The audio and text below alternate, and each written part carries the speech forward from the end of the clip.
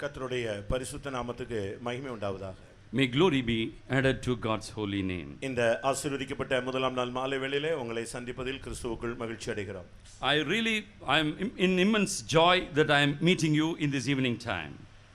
இன்றைக்கு நம்முடைய கவனத்திற்கு மார்க் எழுதின சுவிசேஷம் முதலாம் அதிகாரம் 23 இலிருந்து 27 வரை ஒரு விசை வாசிக்க கேட்கலாம். And let us read from Bible Mark Gospel chapter 1 verse 23 to 27. அவர்களுடைய ஜெபாலயத்திலே அசுத்தாவியுள்ள ஒரு மனுஷன் இருந்தான். அவன், ஐயோ நசரேயனாகிய இயேசுவே, எங்களுக்கும் உமக்கும் என்ன? எங்களை கெடுக்கவா வந்தீர்? உம்மை இன்னார் என்று அறிவேன்.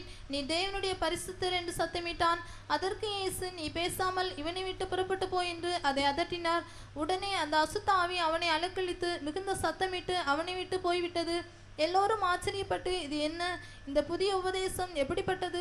இவர் அதிகாரத்தோடைய அசுத்தாவிகளுக்கு கட்டளையிடுகிறார், அவைகள் இவர்களுக்கு கீழ்ப்படுகிறது என்று தங்களுக்குள்ளே ஒருவரோடொருவர் சொல்லிக் கொண்டார்கள். And there was in the synagogue a man with an unclean spirit, and he cried out, saying, Let us alone, what have we to do with thee?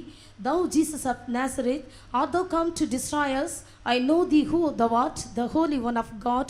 And Jesus rebuked him, saying, Hold thy peace, and come out of him.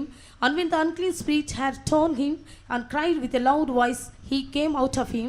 And they were all amazed in so much that they questioned among themselves, saying, What thing is this, and what new doctrine is this? For with authority commandeth he even the unclean spirits, and they do obey him. கர்த்தருடைய பரிசுத்த நாமத்துக்கு மகிமை உண்டாவதாக. May glory be to the name of the Lord. ஆண்டவராகிய இயேசு கிறிஸ்து இந்த உலகத்தில் இருந்த பொழுது நடந்ததான ஒரு சம்பவத்தை நாம் இப்பொழுது வாசிக்க கேட்டோம். And we have just now read one incident that took place when Jesus was alive on this earth. ஆண்டவராகிய இயேசு கிறிஸ்து இந்த உலகத்தில் இருந்த பொழுது அவர் போன இடங்களில் எல்லாம் அதிசயங்களையும் அற்புதங்களையும் மகத்தான செய்கைகளையும் செய்ததாக நாம் வேதத்திலே வாசிக்க முடியும். In the scripture we can read through and through when Jesus went about during his lifetime, he was doing forth many signs and wonders and performing miracles in his life. இங்கே ஜெப ஆலயத்திலே அவர் கடந்து போகிறார் என்று நாம் பார்க்கிறோம். Herein we see Jesus walking into the synagogue of Israel. அங்கே பலதரப்பட்ட ஜனங்கள் இருந்தார்கள். There were many people residing in synagogue. ஆனால் அவர்களுக்கு மத்தியில் ஒரு அசுத்தாவினால் தாக்கப்பட்ட ஒரு மனிதனும் அமர்ந்திருந்தான். In the midst of them there was an unclean spirit, a man possessed with the devil. அந்த ஆவி அவனுடைய வாழ்க்கையை சீரழித்துக் கொண்டிருந்தது.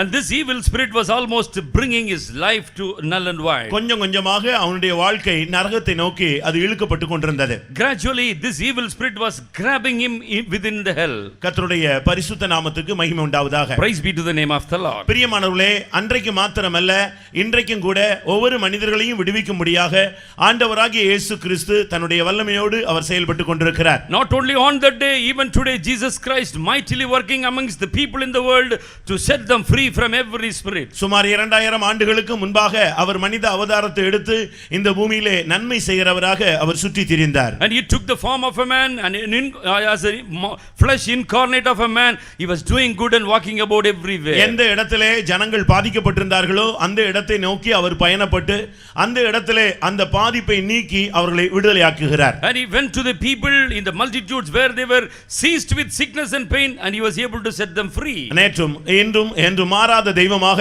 அவர் இந்த மாலை வேளையிலும் நம்முடைய மத்தியிலே அவர் உலாவிக் கொண்டிருக்கிறார். And Jesus Christ is moving in our midst. He is unchanging God. He is the same yesterday, today and forever. வியாதிப்பட்ட ஒரு மனிதனை பார்த்து அவர் ஒரு வார்த்தை சொன்னால் அவன் சுகமாகி விடுவான். And if Jesus speaks one just word to a man seized with sickness, he shall be healed. வியாதிப்பட்ட ஒரு மனிதனை அவர் தொடுவாரானால் அவன் சுகமாகி விடுவான். And if Jesus could touch the body of a person, he shall be immediately healed from his ailment. அசுத்த ஆவியிலே பாதிக்கப்பட்ட மனிதனை பார்த்து அந்த அசுத்தாவியோடு பேசினால் அதை கடிந்து கொண்டால் அந்த ஆவி அவனை விட்டு உடனே அப்புறப்படுத்தப்படுகிறது. If a person has been seized with an unclean spirit, if Jesus meting out one word unto him, he shall be relieved of the pain. மரித்த மனிதனை பாடையிலே தூக்கி கொண்டு போகும் பொழுது அவர் பாடையை தொடுவாரானால் அந்த மரித்த மனிதன் எழும்பி உட்கார ஆரம்பித்தான். If there is a dead man, or in the life of Jesus there was a person carried bier, Jesus touched the bier and he was healed and brought alive. அது மாத்திரமல்ல, மரித்து 3 நாளான பின்பு அவன் அடக்கம் பண்ணி நாரி போன பின்பு கூட ஆண்டவராகிய இயேசு கிறிஸ்து அங்கே வருவாரானால் அவனுடைய வாழ்க்கையை மறுபடியும் ஒரு விசை திருப்பி கொடுக்கிறார். And if a person dies and also gets stinging even after 4 days, if Jesus walks to that village, he shall be able to bring him alive back. ஒவ்வொரு மனிதனுக்கும் ஒவ்வொரு பிரச்சனைகள் இருக்கிறது. Every man is limping with a problem. இந்த மாலை வேளையிலே ஆண்டவருடைய சன்னிதானத்திலே கடந்து வந்திருக்கிற உங்களுக்கும் கூட ஒவ்வொரு விதமான பிரச்சனைகள் இருக்கும். And as you come to the presence of the Lord, and you shall also have one of the problems in your life. ஆனால் இந்த பிரச்சனைகள் என்று சொல்லுகிறோமே, வாழ்க்கை சிக்கலாக இருக்கிறது, போராட்டமாக இருக்கிறது, வாழ்க்கையை எதிர்கொள்ள முடியவில்லை, இப்படி எல்லாம் நாம் சொல்லுகிறோமே, இதற்கு காரணம் என்ன? And so we say there are so many problems, ailments, sickness, pains in my life, and who is the author?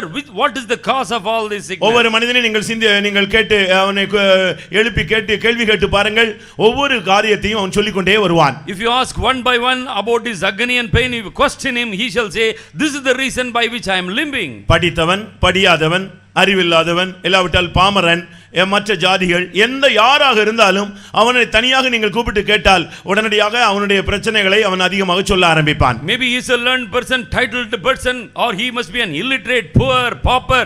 Any person walking in any strata of the society, ask him a question, he shall say, this is my pain. ஏனென்றால் ஒவ்வொரு மனிதனுடைய வாழ்விலும் பல பிரச்சனைகள் அவனை எதிர்கொண்டே வருகிறது. Because the problems are always raging up against every man's life. ஒரு பிரச்சனை முடிந்த உடனே அடுத்த ஒரு பிரச்சனை அவனை சந்திக்க ஆரம்பிக்கிறது. When a person is putting a solution for one problem, then another problem comes forth in him. இது சாதாரண மனுஷர்களுக்கு மாத்திரமல்ல, தேவனுடைய பிள்ளைகளுக்கும் கூட இப்படிப்பட்ட போராட்டங்கள் இருந்து கொண்டே வருகிறது. Such trials, temptation not only attacks an ordinary person, even to the child of God. காரணம் ஆவிக்கு விரோதமாய் மாம்சமும், மாம்சத்துக்கு விரோதமாய் ஆவியும் ஒன்றுக்கு ஒன்று எதிரடையாக நியமிக்கப்பட்டிருக்கிறது. Because the soul is the spirit is always raging a battle almost with the flesh. பிரியமானவர்களே, இந்த மாலை வேளையிலே நீங்கள் கடந்து வந்திருக்கிறீர்கள், உங்களுடைய வாழ்க்கையிலும் கூட சில பிரச்சனைகள் இருக்கிறது. இதற்கு காரணம் தான் என்ன? And in the evening time you come to the assembly of God, what is the reason you have pains in your life? ஒருவேளை ஏழை குடும்பத்திலே பிறந்ததனால இந்த பிரச்சனைகள் நீடிக்கிறதா?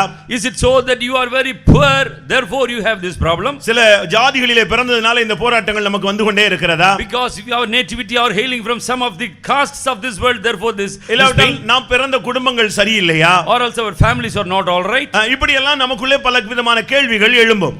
There may be many questions coming forth within us. அப்படி அல்ல பிரியமானவர்களே. Oh beloved people, ஒவ்வொரு மனிதனை நீங்கள் தனியாக விசாரித்தால் அவனுக்கு எல்லாருக்கும் அவர்களுடைய தகுதி, அறிவு, வசதி, இவைகளுக்கு ஏற்ற பிரச்சனைகள் இருந்து கொண்டே இருக்கிறது. Every man individually, if you ask him, he shall have a problem according to his state, according to his position, according to his capability. சரி, இது உலகத்து மனிதர்களுக்கு இப்படிப்பட்ட காரியங்கள் இருக்கிறது. Though these things are seen in the hand of the worldly people. ஆவிக்குரியவர்கள் ரட்சிக்கப்பட்டவர்கள் என்று சொல்லுகிறார்களே, அவர்களுக்கும் பிரச்சனைகள் இருக்கிறதே, அதனுடைய காரணம் என்ன? What is the reason of a spirit-filled person or a saved person, why he must have a problem?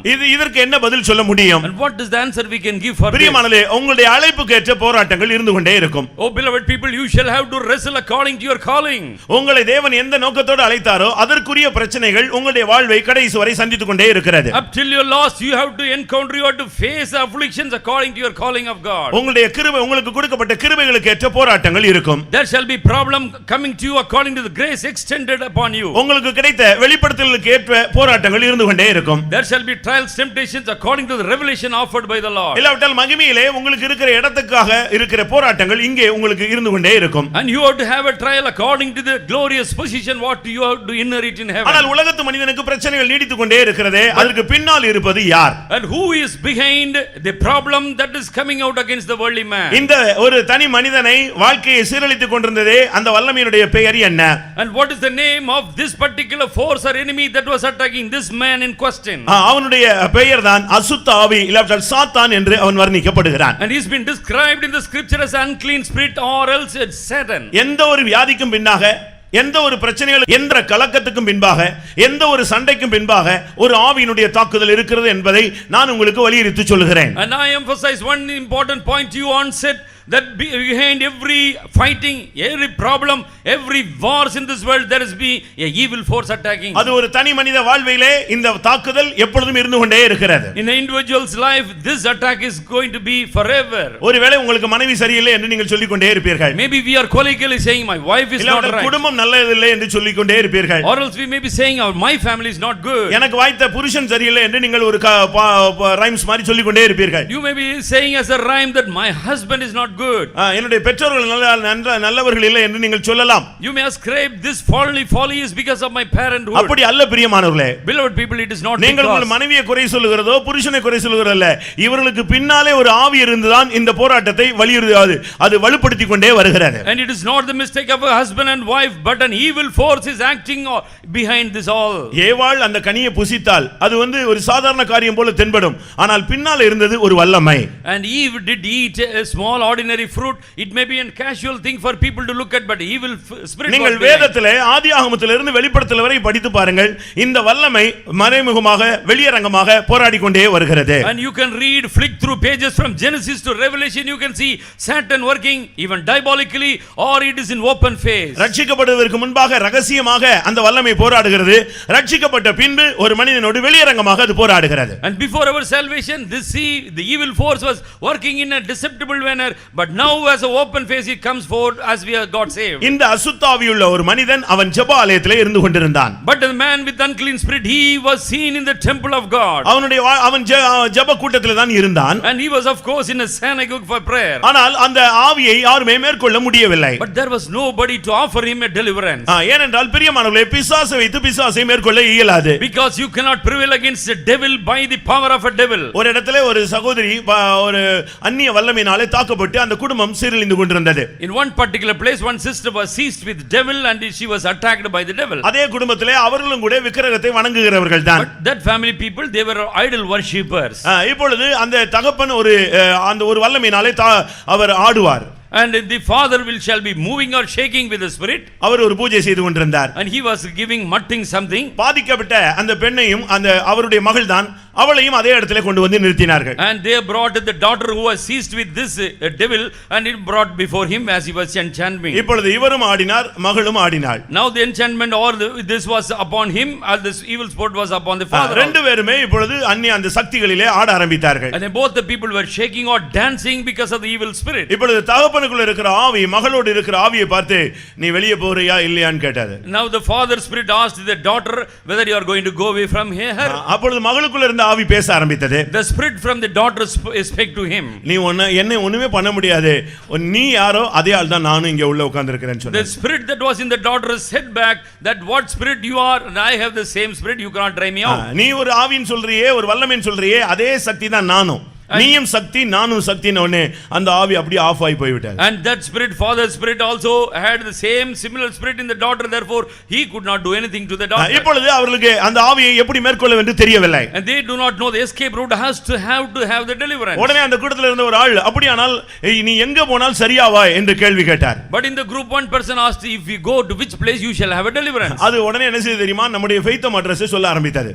The devil prompted the faithom address. உடனே நம்முடைய ஃபெய்த்தம் address சொல்லி இங்க போனாதான் இத என்னைய மேற்கொள்றதுக்கு பவர் அங்க தான் இருக்குன்னு சொன்னாரு. And that daughter said with the evil force, if I go to that place I shall be relieved of my pain. பிரியமானவர்களே, இந்த பிசாசின் அரிய கிரியைகளை அழிக்கும்படியாகத்தான் ஆண்டவராகிய இயேசு தேவகுமாரனாக இந்த பூமியிலே வெளிப்பட்டார். And Jesus was revealed as the son of man to destroy the works of this devil. இந்த வல்லமையை முறியடிக்கும்படியாகத்தான் அவர் சிலுவையிலே அவர் தன்னுடைய சொந்த இரத்தத்தை சிந்தினார். And in order to destroy the power of the demon only, he shed his blood on the cross. சிலுவை மரணம் என்பது தோல்வி அல்ல, அது வெற்றியின் சின்னமாக இருக்கிறது. And the death on the cross is not a defeat but is a sign of victory for all. கொலோசியருக்கு எழுதும் பொழுது அவர் சொல்லுகிறார், அவர் சிலுவையிலே வெற்றி சிறந்தார் என்று சொல்லி இருக்கிறார். Writing in a letter to Colossians, he says it is a victory. அருமையானவர்களே, சிலுவை மரணம் என்பது தோல்வி அல்ல, அது மனுக்குலத்துக்காக இயேசு தன்னுடைய ஜீவனை கொடுத்தது, அது ஒரு வெற்றியின் அடையாளம். And it is not a defeat that the record for Jesus on the cross, it was a sign of victory for all human beings. அதனால தான் முதலாம் யோவானிலே யோவான் சொல்லும் பொழுது பிசாசின் கிரியைகளை அழிக்கும்படியாக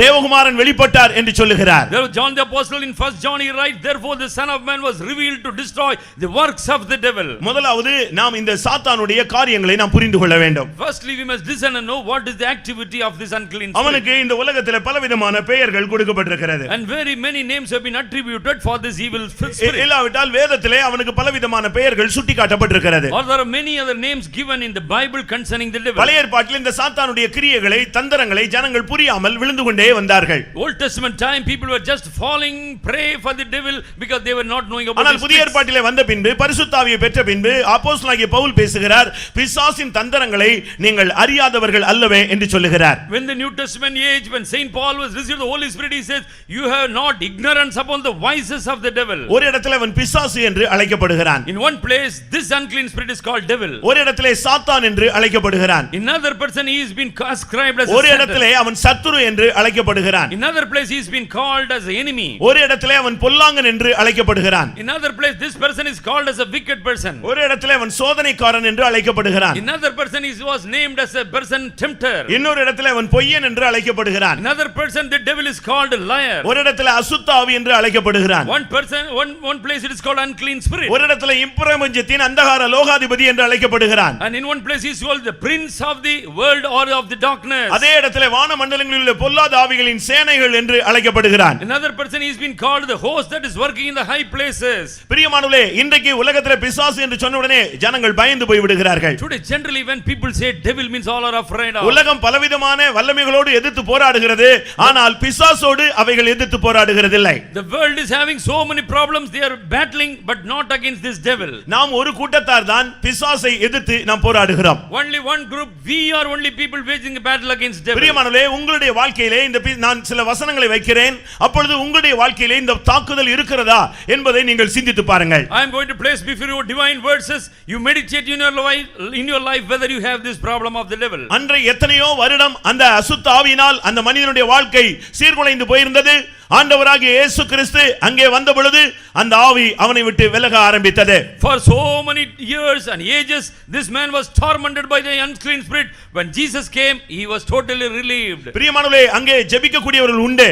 And there were people to pray in the synagogue. ஏனென்றால் அது ஒரு ஜெப ஆலயம். Because this is synagogue for prayer. அந்த இடத்துல ஜெப வீரர்கள் உண்டு. And there will be prayer warriors. ஜெப ஆலய தலைவன் உண்டு. There shall be a leader of அந்த the நேரத்திலே synagogue. சரியாக ஜெபம் நடந்து கொண்டே இருந்தது. The correct time according to time there shall be prayers. ஆனால் இந்த அசுத்த ஆவியை அவர்களாலே மேற்கொள்ள முடியாமல் அவர்கள் ஜெபித்துக் கொண்டே வந்தார்கள். But they were continually praying but not able to prevail against his unclean spirit. ஆனால் ஆண்டவர் அவனுடைய நிர்பந்தமான நிலவரத்தை அறிந்து அதே ஜெப ஆலயத்துக்கு இயேசு கடந்து வந்தார். But knowing the despicable state of this man, Jesus walked into the synagogue on that day. அருமையானவர்களே, உங்களுடைய வாழ்க்கையிலும் கூட சில போராட்டங்கள், சில பிரச்சனைகள், மறைமுகமான தாக்குதல்கள் இருந்து கொண்டே வரலாம். Even in your life you will have some problems within you, hidden deep in you against your life. இவைகளுக்கு காரணம் தெரியாமல் நீங்கள் ஓடிக்கொண்டே இருக்கலாம். You may be walking hither thither not knowing what is the reason behind. நீங்கள் ஒருவேளை ஜெப உதவியை கூட நாடி இருக்கலாம். You must have besought people for even praying help. ஆனாலும் கூட உங்களுடைய வாழ்க்கையிலே மாற்றங்கள் இதுவரை நடந்திருக்காமல் இருக்கும்.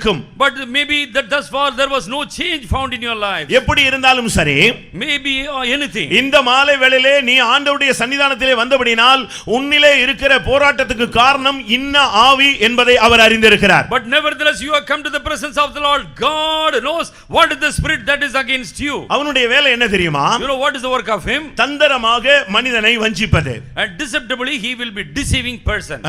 ஏதேன் தோட்டத்திலே முதலாவது ஒரு பிரசங்கம் அருளப்பட்டது. And there was a sermon offered by the devil in the garden of Eden. அது என்ன பிரசங்கம்? You know what was the sermon? இந்த கனியை புசிக்கும் நாளில் நீ சாகவே சாவாய். On the day you shall eat this fruit, that day you shall die. இந்த பிரசங்கம் கொஞ்சம் டஃப்பான ஒரு பிரசங்கம் தான். It was a hardcore message given by God. அன்புள்ள தேவனிடத்திலிருந்து இப்படி ஒரு கடினமான உபதேசத்தை அவர்கள் எதிர்பார்க்கவில்லை. But these people did not expect such a hard doctrine coming from loving God. ஆனால் திடீரென்று அடுத்த ஒரு பிரசங்கம் அந்த இடத்திலே கிடைத்தது. The very same garden there was another message given to them. என்ன கிடைத்தது? What was that message? இந்த கனியை புசிக்கும் நாளில் நீங்கள் தேவர்களைப் போல மாறுவீர்கள். On the day you shall eat this fruit, you shall become like angels. மனிதனுக்கு அன்றைக்கு மாத்திரமல்ல, இன்றைக்கும் கூட இப்படிப்பட்ட ஆசீர்வாதமான பிரசங்கங்கள் தான் விருப்பமாக இருக்கிறது. Man is longing after such goodly sermons even to hear even today. ஜீவியத்தை பாதுகாக்கிற கடினமான உபதேசங்கள் இன்றைக்கு ஜனங்களுக்கு ஏற்றுக்கொள்ள முடியாமல் போய்விடுகிறது. People unable to take or digest hard doctrinal truths for their betterment. யோவான் 6 அதிகாரம் 60 வசனத்திலே இயேசு கிறிஸ்து பேசின உபதேசத்தை கேட்டு இது கடினமான உபதேசம், யார் இதை பின்பற்ற முடியும் என்று சொல்லி ஒரு கூட்டம் பின்வாங்கி போனதாக யோவான் 6:66 நாம் பார்க்க முடியும். In John 6:66 26 we see Jesus when he gave the doctrine, many people have backslid and gone from him because of the hard doctrine and postulated by him. பிரியமானவர்களே, அவனுடைய வேலை தந்திரமான ஒரு போதகம். And his doctrinal truth will be very deceptive. நான் கூட இப்பொழுது பிரசங்கம் பண்ணி கொண்டிருக்கிறேன். I am also giving a message now. இந்த நான் சொல்லுகிற இந்த அசுத்த ஆவி உனக்குள்ளே அதிகமாக ஆளுகை செய்யுமானால் இந்த பிரசங்கத்துக்கு மாறான ஒரு கருத்தை உனக்குள்ளே சொல்லிக் கொண்டே இருக்கும். If the evil spirit or unclean spirit is working within you, it shall be giving another message to you against my sermon. இல்லாவிட்டால் இந்த பிரசங்கம் உனக்குரியது அல்ல என்று சொல்லி உன்னை மறுபடியும் அதே கட்டுக்குள் வைக்க அது முயற்சி எடுக்கும். Or it shall try to keep you in its drag so that you will not be coming for cleaning. அவனுடைய வேலை உன்னை வஞ்சிப்பதே. And deceptible is his work. அடுத்து அவனுடைய வேலை உன்னை குற்றம் சாட்டுவதே. And second work of him is to accuse you. அடுத்து உனக்கு பொய்யான காரியங்களை போதிப்பதே. Or it shall give you the lies after lies. இல்லாவிட்டால் உன்னை பொய்யனாக மாற்றுவதே. Or else to make you as a liar. அடுத்து அவன் கொலைபாதகன் என்று சொல்லப்பட்டிருக்கிறது. Nextly he is being told he is a murderer. நேசிக்க விடாமல் மற்றவர்களை நேசிக்க விடாமல் தடுப்பது இந்த ஆவியினுடைய பிரதானமான ஒரு வேலை. The prime work of the spirit that we cannot love any person but we have to hate every man. அவன் மனுஷ கொலைபாதகன். He is the murderer of man. தன் சகோதரனை பகைக்கிற எவனும் மனுஷ கொலைபாதகன் என்று வேதம் சொல்லுகிறது. For the Bible says every person hating his brethren is a murderer of him. அருமையானவர்களே, உங்களுடைய வாழ்க்கையிலும் கூட இன்னைக்கு பாருங்கள், புருஷனை நேசிக்க முடியவில்லை. And in your life also as a wife you cannot love your husband. கட்டின மனைவியை நேசிக்க முடியவில்லை. And as a husband you are not able to love your wife. பெற்ற பிள்ளைகளை அவர்களால் நேசிக்க முடியவில்லை. Your own begotten sons and daughters we are unable to love. காரணம் என்ன பிரியமானவர்களே? Beloved people, what is the reason? அதற்கு பல சம்பவங்களை நீங்கள் சொல்லலாம். And you might give many excuses. தாய் சரியில்லை என்று நீங்கள் சொல்லலாம். You may say my mother is not all அப்படி right. அல்ல பிரியமானவர்களே. Beloved people, it is not இதற்கு like பின்னாலே ஒரு ஆவி இருந்து உன்னை நேசிக்க விடாமல் மனுஷ கொலைபாதக ஆவி, சகோதரனை நேசிக்க விடாமல் தாய் தகப்பனை நேசிக்க விடாமல் ஒரு வல்லமையினுடைய தாக்குதல் என்று நான் உங்களுக்கு சொல்லுகிறேன். And I will bring a force that is a powerful force that you are unable to love your daughter or father or mother, and it is a force working behind. அடுத்து அவன் சுற்றி கொண்டே இருப்பான். And nextly he will be making rounds. அவன் பூமி எங்கும் எல்லை எங்கும் சுற்றி திரிகிற ஒரு ஆவி. And it is the spirit that will be making all the worlds. இன்னைக்கு பாருங்க, ஒரு சிலர்லாம் வேலையே இருக்காது, ஆனா சாயங்காலம் பாத்தீங்கன்னா ஆபீஸ் புறப்பட்டு மாதிரி புறப்பட்டு போவாங்க.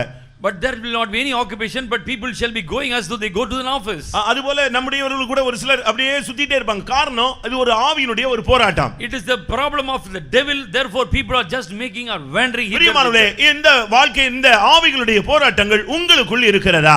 Is it the spirit is also wrestling within you?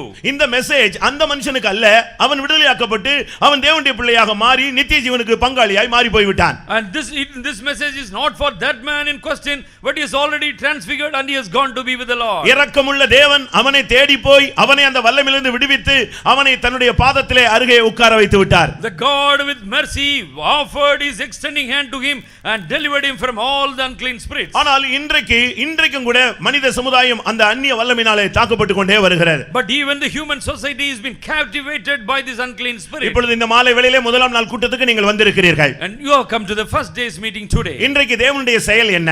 And what is the operation of the Lord today? அவர் இன்றைக்கு உங்களோடு போராடுகிற, உங்களுடைய வாழ்க்கையிலே போராடுகிற அசுத்த ஆவிகளுக்கு கட்டளையிட போகிறார். And today God is going to command a spirit that is against you as unclean spirit. அதைத்தான் அந்த ஜனங்கள் சொன்னார்கள் 27ஆம் வசனத்திலே, இவர் அசுத்த ஆவிகளுக்கும் கட்டளையிடுகிறாரே, அவைகள் இவருக்கு கீழ்ப்படிகிறதே, இது என்ன புதிய உபதேசம் என்று சொன்னார்கள். And therefore all the people they were amazed this saying, and what doctrine he is bringing forth, even the devil or the evil forces obeying him. உன்னுடைய வாழ்க்கையிலே மறைமுகமாகவோ வெளியரங்கமாகவோ போராடி கொண்டிருக்கிற அசுத்த ஆவியின் வல்லமைகளை பார்த்து உன்னுடைய வாழ்விலிருந்து அப்புறப்படுத்தும்படியாக அவர் அதிகாரத்தோடும் கட்டளையோடும் இந்த மாலை வேளையிலே கடந்து வந்திருக்கிறார். And today evening God has come with authority and power to dispel all the evil force that is attacking you even today. அது எந்த சக்தியாக இருந்தாலும் சரி, maybe that is any type of power, அது சாதாரண வல்லமையா இருந்தாலும் சரி, மிகப்பெரிய சக்தியாக இருந்தாலும் சரி, maybe it is an ordinary petty power or great power, அது ஒரு செய்வனை சக்தியாக இருக்கலாம், maybe it is an enchantment, ஒரு மந்திரத்தின் வல்லமையாக இருக்கலாம், maybe it is a witchcraft, இல்லாவிட்டால் ஒரு சாதாரண ஒரு பயத்தின் மூலமாக வந்த ஒரு தாக்குதலாக இருக்கலாம், or it may be attack because of the fear in you,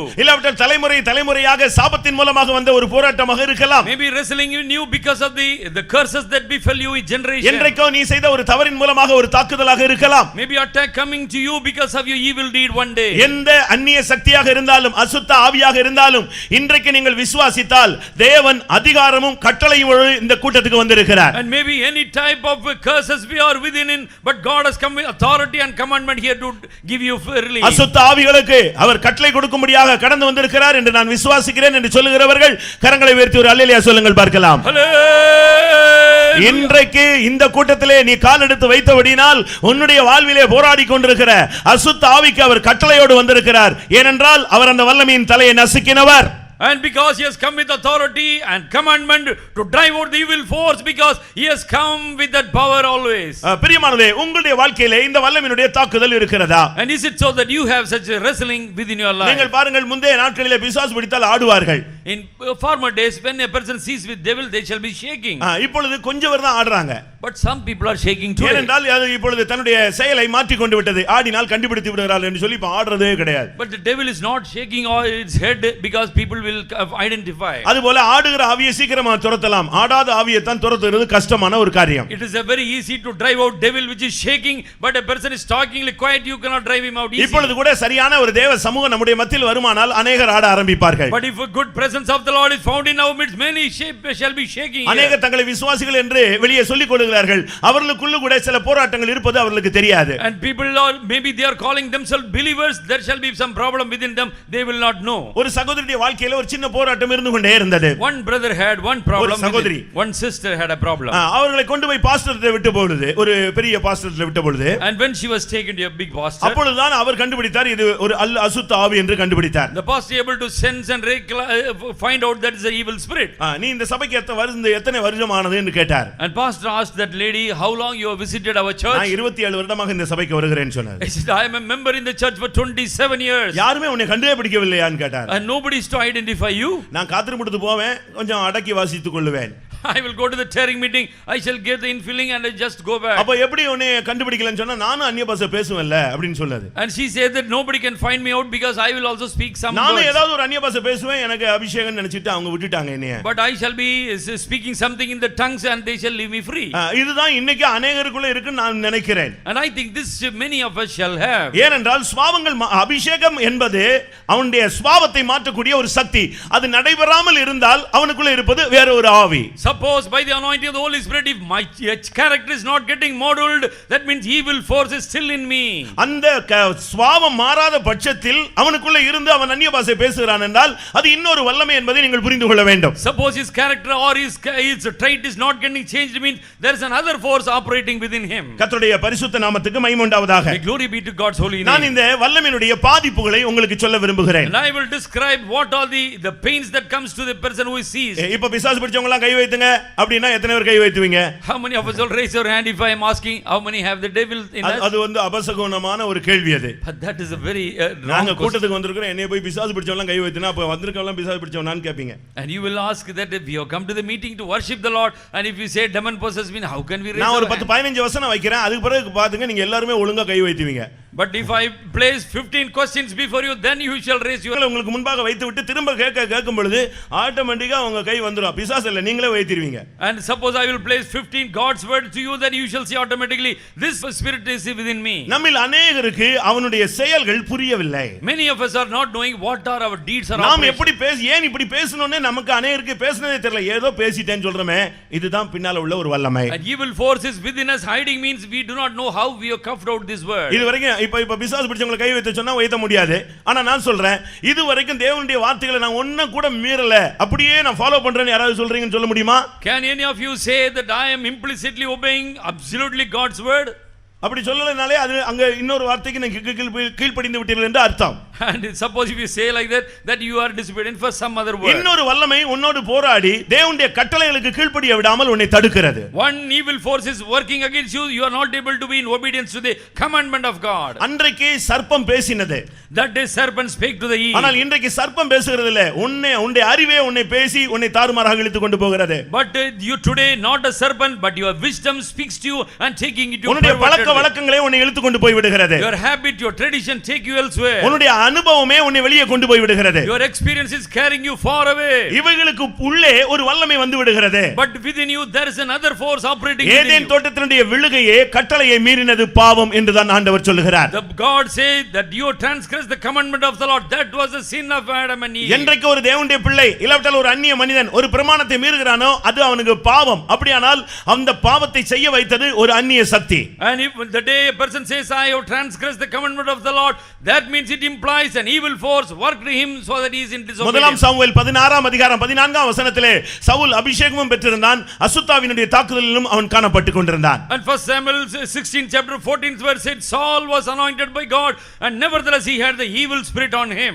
அவனுக்கு ரெண்டு வல்லமையும் பாதி பாதியாக கிரியை செய்து கொண்டே இருந்தது. But two forces were already working within Saul twice. அசுத்த ஆவி வரும் பொழுது When evil spirit comes to him, அவன் தாவீதுக்கு விரோதமாய் போர் செய்கிறவனாய் இருப்பான். he shall be warring against David with his javelin. அது போன பின்பு அவனுக்கு பரிசுத்த ஆவி வரும், உடனே அவன் தீர்க்கதரிசனம் சொல்லுவான். But then the good spirit will come to him, he will prophesy. நான் அதனால தான் உங்களுக்கு முதலாவது சொன்னேன், சுபாவங்கள் மாறாத பட்சத்திலே அவன் பெற்றது சரியான அபிஷேகம் அல்ல. Therefore if a person character is not changed, he has not received correct spirit in him. இந்த வல்லமை வரும் பொழுது When the evil force comes, முதலாவது உன்னுடைய வாழ்விலே ஒரு பலவீனத்தை உனக்குள்ளே உண்டு பண்ணி விடுகிறது. firstly it brings about infirmity within. முதலாவது நீ ஒரு பலவீனனாய் மாறுகிறாய். Firstly you shall be a weak அதை person. நீங்கள் சரியான விதத்திலே புரிந்து கொள்ள வேண்டியது அவசியம். And you must mock and understand this. இன்னைக்கு அநேகருக்கு அது சரியான விதத்திலே தெரிகிறது இல்லை. But many people are failing to understand this. லூக்கா 13ஆம் அதிகாரம் 11ஆம் வசனத்தை பார்க்கும் பொழுது Luke 13th chapter 14th verse. அங்க என்ன சொல்லப்பட்டிருக்கிறது? What has been told? ஒரு பெண் பலவீனத்தின் ஆவியினாலே தாக்கப்பட்டிருந்தாள். And one woman was seized with the spirit of அந்த infirmity. பலவீனத்தை வேதம் ஆவி என்று தான் சொல்லுகிறது. But the spirit of infirmity is being told as a spirit on her. அவளும் கூட தேவாலயத்தில் தான் காணப்பட்டாள், ஜெபாலயத்தில் தான் காணப்பட்டாள். The woman in question also, she was in the temple of God. ஆனால் இந்த ஆவியினுடைய தாக்குதல் தான் அவளுடைய வாழ்வை ஒன்றுமில்லாமல் ஆக்கி வைத்திருந்தது என்று யாருக்கும் தெரியாது. But all the people in Senegu, they were not knowing the evil force was only giving her infirmities. உங்களுக்கு இந்த சத்தியம் புரிகிறதா? And whether you are able to understand. அவள் 18 வருடமாக நிமிர முடியாமல் காணப்பட்டாள். And she was bowed down for 18 long years. 18 வருஷமாக அந்த பெண் கூனியாகவே காணப்பட்டு கொண்டிருந்தாள். She was a crooked woman for 18 long years. ஆனால் தேவ சமூகத்துக்கு வந்து கொண்டே இருந்தாள். Nevertheless she was visiting to the synagogue. எல்லாரும் அவளுக்காக ஜெபித்தார்கள். All the people must have prayed for her. எல்லாருடைய அறிக்கை என்ன? What was the conviction of all? இது அவளுடைய சரீர பலவீனம். This is the infirmity of this woman. அந்த எலும்புல அவளுக்கு ஸ்ட்ரெngth இல்ல. No strength in the bones. இப்படி தான் அங்க எல்லாரும் பிரசங்கம் பண்ணி கொண்டிருந்தார்கள். And there was a sermon given by one and all. ஆனால் இயேசு கிறிஸ்து அன்றைக்கு அந்த ஜெபாலயத்துக்கு வந்த பொழுது, But that day when Jesus came to the temple, அப்பொழுதுதான் தெரிந்தது அவளுக்கு பின்னால இருந்தது ஒரு சாதாரண பலவீனம் அல்ல, ஒரு ஆவி என்பதை இயேசு அறிந்தார். Jesus is able to perceive that is not an infirmity but evil spirit was working within இன்னைக்கு her. ஊழியர்களானாலும் விசுவாசிகளானாலும் ஒரு சில காரியங்களை செய்ய முடியாத பட்சத்தில் சொல்லக்கூடிய வார்த்தை அது என்னுடைய வீக்னஸ் என்று சொல்லுகிறோம். Today maybe we are workers or believers, we say I may not unable to perform, means it is my weakness. அது அந்த அர்த்தம் என்னன்னா எனக்குள்ள இருக்கிற ஒரு ஆவியினுடைய தாக்குதல் என்று நாம் ஒத்துக்கொள்கிறோம். But we are acknowledging that a evil spirit is working within me. இன்றைக்கு நம்மில் எத்தனை பேருக்கு பலவீனம் என்ற வார்த்தை சொல்லுகிறோமோ அந்த இடங்களில் எல்லாம் அது ஒரு ஆவியினுடைய போராட்டம் என்பதை நீங்கள் விளங்கிக் கொள்ள வேண்டும். And whenever we say infirmity within me, that day you must acknowledge and say a evil spirit is working in me. லூக்கா 14ஆம் அதிகாரத்தில் நான் பார்க்கும் பொழுது Luke 14th chapter. அங்கே என்ன சொல்லப்பட்டிருக்கிறது? What has been told? சாத்தான் அவளை கட்டி வைத்திருந்தான். Satan bound her. லூக்கா 13ஆம் அதிகாரம் 18ஆம் வசனத்திலே And 18 அங்கே 16ஆம் வசனத்திலே 16th verse. சாத்தான் 18 வருஷமாய் அவளை கட்டி வைத்திருந்தான். And Satan bound her for 18 long years. இது எலும்புகளில் உள்ள பலவீனம் அல்ல பிரியமானவர்களே, அசுத்த ஆவியினுடைய பலவீனம் என்பதை நீங்கள் புரிந்து கொள்ள வேண்டும். Beloved people, not infirmity or weakness within the bone, but a spirit was operating. அந்த பலவீனம் தான் அவளை உட்கார முடியாமல், அவளை நிமிர்ந்து நிற்க வைக்க முடியாமல் பல விதங்களிலே அவளை வேதனைப்படுத்திக் கொண்டிருந்தது. And this infirmity as a spirit only made her to be bowed down. She was unable to be seated upright. அவளால் சரியாக நடக்க முடியாது. She cannot walk all right. அவளால் நிமிர்ந்து நடக்க முடியாது. She cannot look up and walk. நிமிர்ந்து யாரையும் பார்க்க முடியாது. She cannot look up to any அதனுடைய person. சரியான அர்த்தம் அவளை தலைகுனிய வைத்திருந்தது அந்த அசுத்த ஆவியே.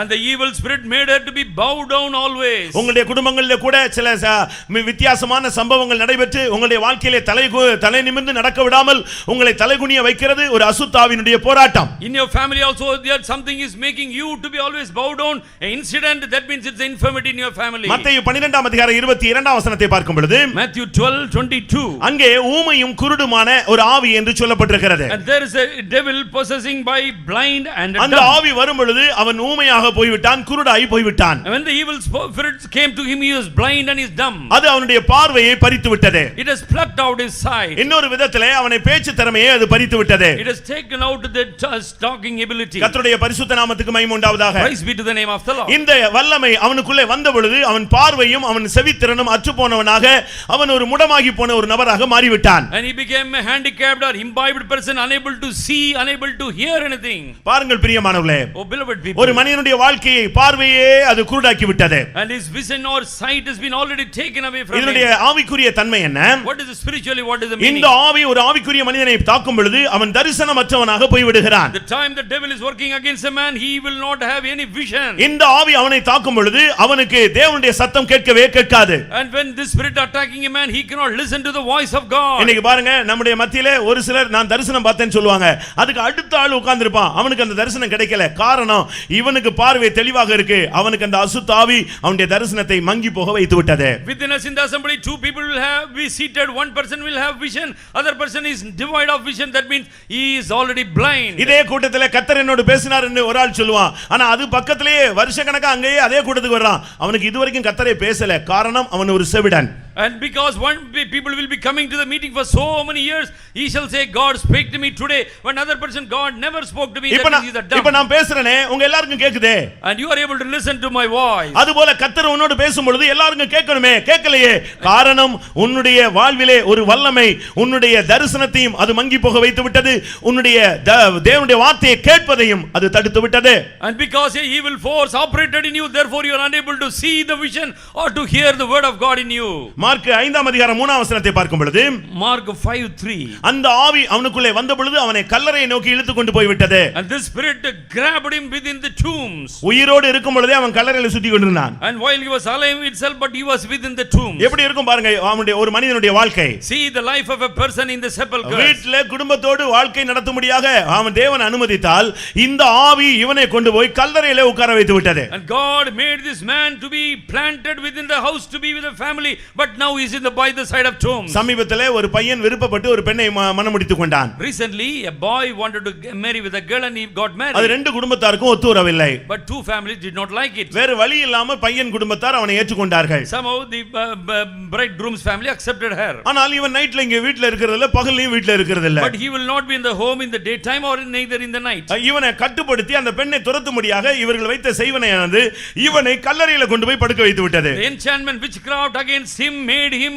to drive out the family or drive out him from the family. அவன் ரொம்ப நேசித்து கட்டின அந்த பெண்ணு கேட்டா, ஏன் நீங்க அங்க போறீங்கன்னு. எனக்கு அங்க இருந்தா தான் சமாதானமா இருக்குன்னு சொன்னான். And he says, I must be in symmetry, that is the place I am having peace. அருமையானவர்களே, உங்களுடைய வீடை, உங்களுடைய குடும்பத்தை, உங்களுடைய சபையை இந்த ஆவி வந்தால் கல்லறை போல மாற்றிவிடும். And if this spirit comes to you, within you, it shall make the church or your house as a tomb. மத்தேயு 15ஆம் அதிகாரம் 22ஆம் வசனத்தை பார்க்கும் பொழுது, Matthew 15:22, அங்கே இந்த வல்லமை தாக்குதல் அடைந்தால் ஒரு மனிதனுடைய வேதனை கொடிய வேதனையாக மாறிவிடுகிறது. and herein if the attack comes to him, he shall be grievous pain. இன்றைக்கும் கூட அதிக வேதனை அதிகரிக்கும் பொழுதுதான் விசுவாசத்தை தேவனுடைய ஜனங்கள் மறுதலிக்கிறார்கள். When people are even denying God's power on them, when they have grievously pain. அவனால் தாங்கக்கூடிய ஒரு சக்தியும் கிருபையும் இருந்தால் எந்த வேதனையும் தாங்கிக் கொள்ள முடியும். ஆனால் இந்த வல்லமை என்ன செய்கிறது? அந்த வியாதிக்குள்ளே புகுந்து வேதனையை அதிகரிக்கிறது. But the spirit comes within him and making him grievously vexed with the devil. இதுதான் அவனுடைய விசுவாசத்தை பரிசோதிக்கக்கூடிய ஒரு வல்லமை. And this power will be testing the quantum of his faith. இந்த வேதனையை கூட்டும் பொழுதுதான் அந்த விசுவாசி தன்னுடைய விசுவாசத்திலே தடுமாற ஆரம்பிக்கிறான். When he is increasing the degree of the vigor and immediately he loses his faith. அருமையானவர்களே, உங்களுடைய வாழ்க்கையிலே இந்த போராட்டங்கள் இருக்கிறதா? In your life, whether you have this problem, உங்களுடைய தரிசனம் மங்கி போய் விட்டதா? whether your vision has got தேவ diminished சத்தம் கேட்பது குறைந்து விட்டதா? and listening to the word of God is diminished, தேவனுடைய கட்டளையை மீறுவது உங்களுக்கு அதிகரித்து விட்டதா? and on the more you are transgressing the commandment of God. பலவீனம் சொல்லி எல்லாம் தப்பு பண்ணிட்டு கடைசில நம்ம பலவீனம் சொல்லி அதை முடிச்சு க்ளோஸ் பண்ணுகிறோம். Summarily you say at the end, I have infirmity or weakness within me. ஒரு சிலருடைய இருதயத்தை அவன் தாக்குகிறான். And he is attacking the hearts of many people. யோவான் 13ஆம் அதிகாரம் 2ஆம் வசனத்தை பார்க்கும் பொழுது, John 13:15.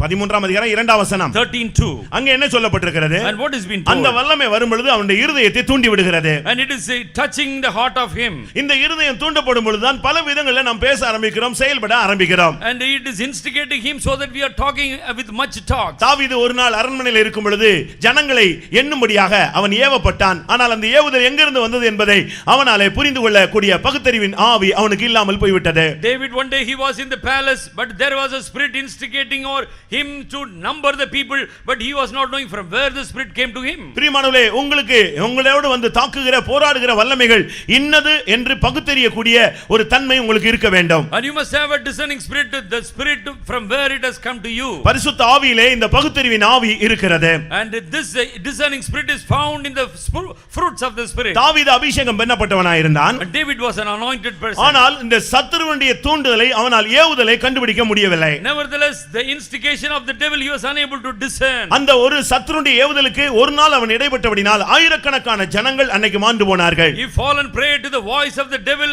Thousands of people perished on that day. மத்தேயு 13ஆம் அதிகாரம் 25ஆம் வசனத்தை பார்க்கும் பொழுது Matthew 13:25. அங்கே சத்துரு வந்து களையை விதைத்து விட்டு போனான் என்று சொல்லி இருக்கிறது. And here it has been told in the field that the enemy came and put tares. அதுவரைக்கும் அங்கே நல்ல விதைகள் தான் வளர்ந்து கொண்டு வந்தது. There were only goodly fruits were getting yielded. ஆனால் இப்பொழுதோ சத்துரு வந்து களையை விதைத்து விட்டு போய் விட்டான். But the Satan came and sowed tares among காலையில them. நல்லா இருக்கிற குடும்பங்கள் சாயங்காலத்தில் பிரிந்து போய் விடுகிறது. காரணம் அங்கே சந்தேகங்களையும் தவறான கருத்துக்களையும் விகற்பமான எண்ணங்களையும் அவன் விதைத்து விட்டு போய் விடுகிறான். Morning time family is all right, evening time some sow of dissert or discernment or hatred has been sowed by the devil. உங்கள் எத்தனை பேருடைய வீடுகளிலே இப்படிப்பட்ட போராட்டங்கள் இருக்கிறது? And how many of us are having such a problem in நல்ல families? அண்டர்ஸ்டாண்டிங்ல தான் உங்களுடைய லைஃப் போயிட்டு இருக்கும். திடீர்னு பாத்தீங்கன்னா மிஸ் அண்டர்ஸ்டாண்டிங் ஆயிரும்.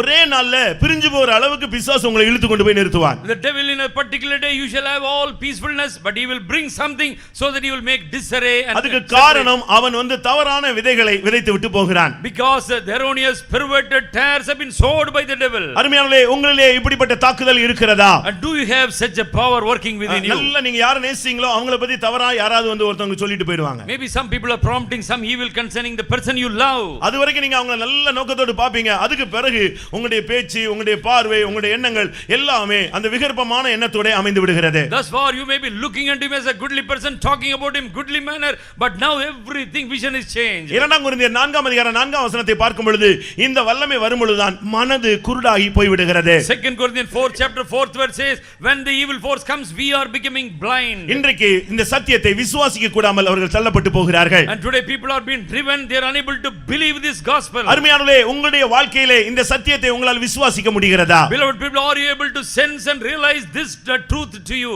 இந்த வல்லமை வரும் பொழுதுதான் குடும்பங்கள் பிரிந்து போய் விடுகிறது. When this force comes within a family, family is in disarray. நாம என்ன நினைக்கிறோம் தெரியுமா? And what do we think? யாரோ ஏதோ செஞ்சிட்டான்னு சொல்றோம். And there is an enchantment against my family. யாரோ எதுனாலும் செய்யட்டும், ஆனா இந்த ஆவிக்கு நீ இடம் கொடுக்கிறதுனால தான் இந்த வல்லமை வரும் பொழுதுதான் ரெண்டா பிரிய ஆரம்பிக்கிறது. Maybe enchantment or witchcraft by anyone, but you are giving room for the spirit, therefore you have been divided. நியாயாதிபதிகள் 9ஆம் அதிகாரம் 23ஆம் வசனத்தை பார்க்கும் பொழுது Judges 9 chapter 23rd verse. அந்த ஊர்ல இருக்கிற பெரிய மனிதர்களுக்கும் அபிமெலேக்குக்கும் பொல்லாப்பு உண்டாக்குகிற ஒரு ஆவி உள்ளே புகுந்தது. And that day evil force came against the people of Shechemites with Abimelech. அந்த ஆவி உள்ள வந்த பிறகுதான் ரெண்டு பேரும் வித்தியாசமான கருத்துக்களை பேச ஆரம்பிச்சிட்டாங்க. And the two groups they started speaking one against each other. இன்றைக்கும் பிரியமானவர்களே, இந்த ஆவி அன்றைக்கு மாத்திரமல்ல, இன்றைக்கும் கூட अनेक குடும்பங்கள், अनेक சபைகள், अनेक பிசினஸ் இவைகளுக்குள்ளே புகுந்து अनेक குடும்பங்களை சிதைத்துக் கொண்டு வருகிறது. Today this evil spirit is coming within the family, within the church, within the workplace or the business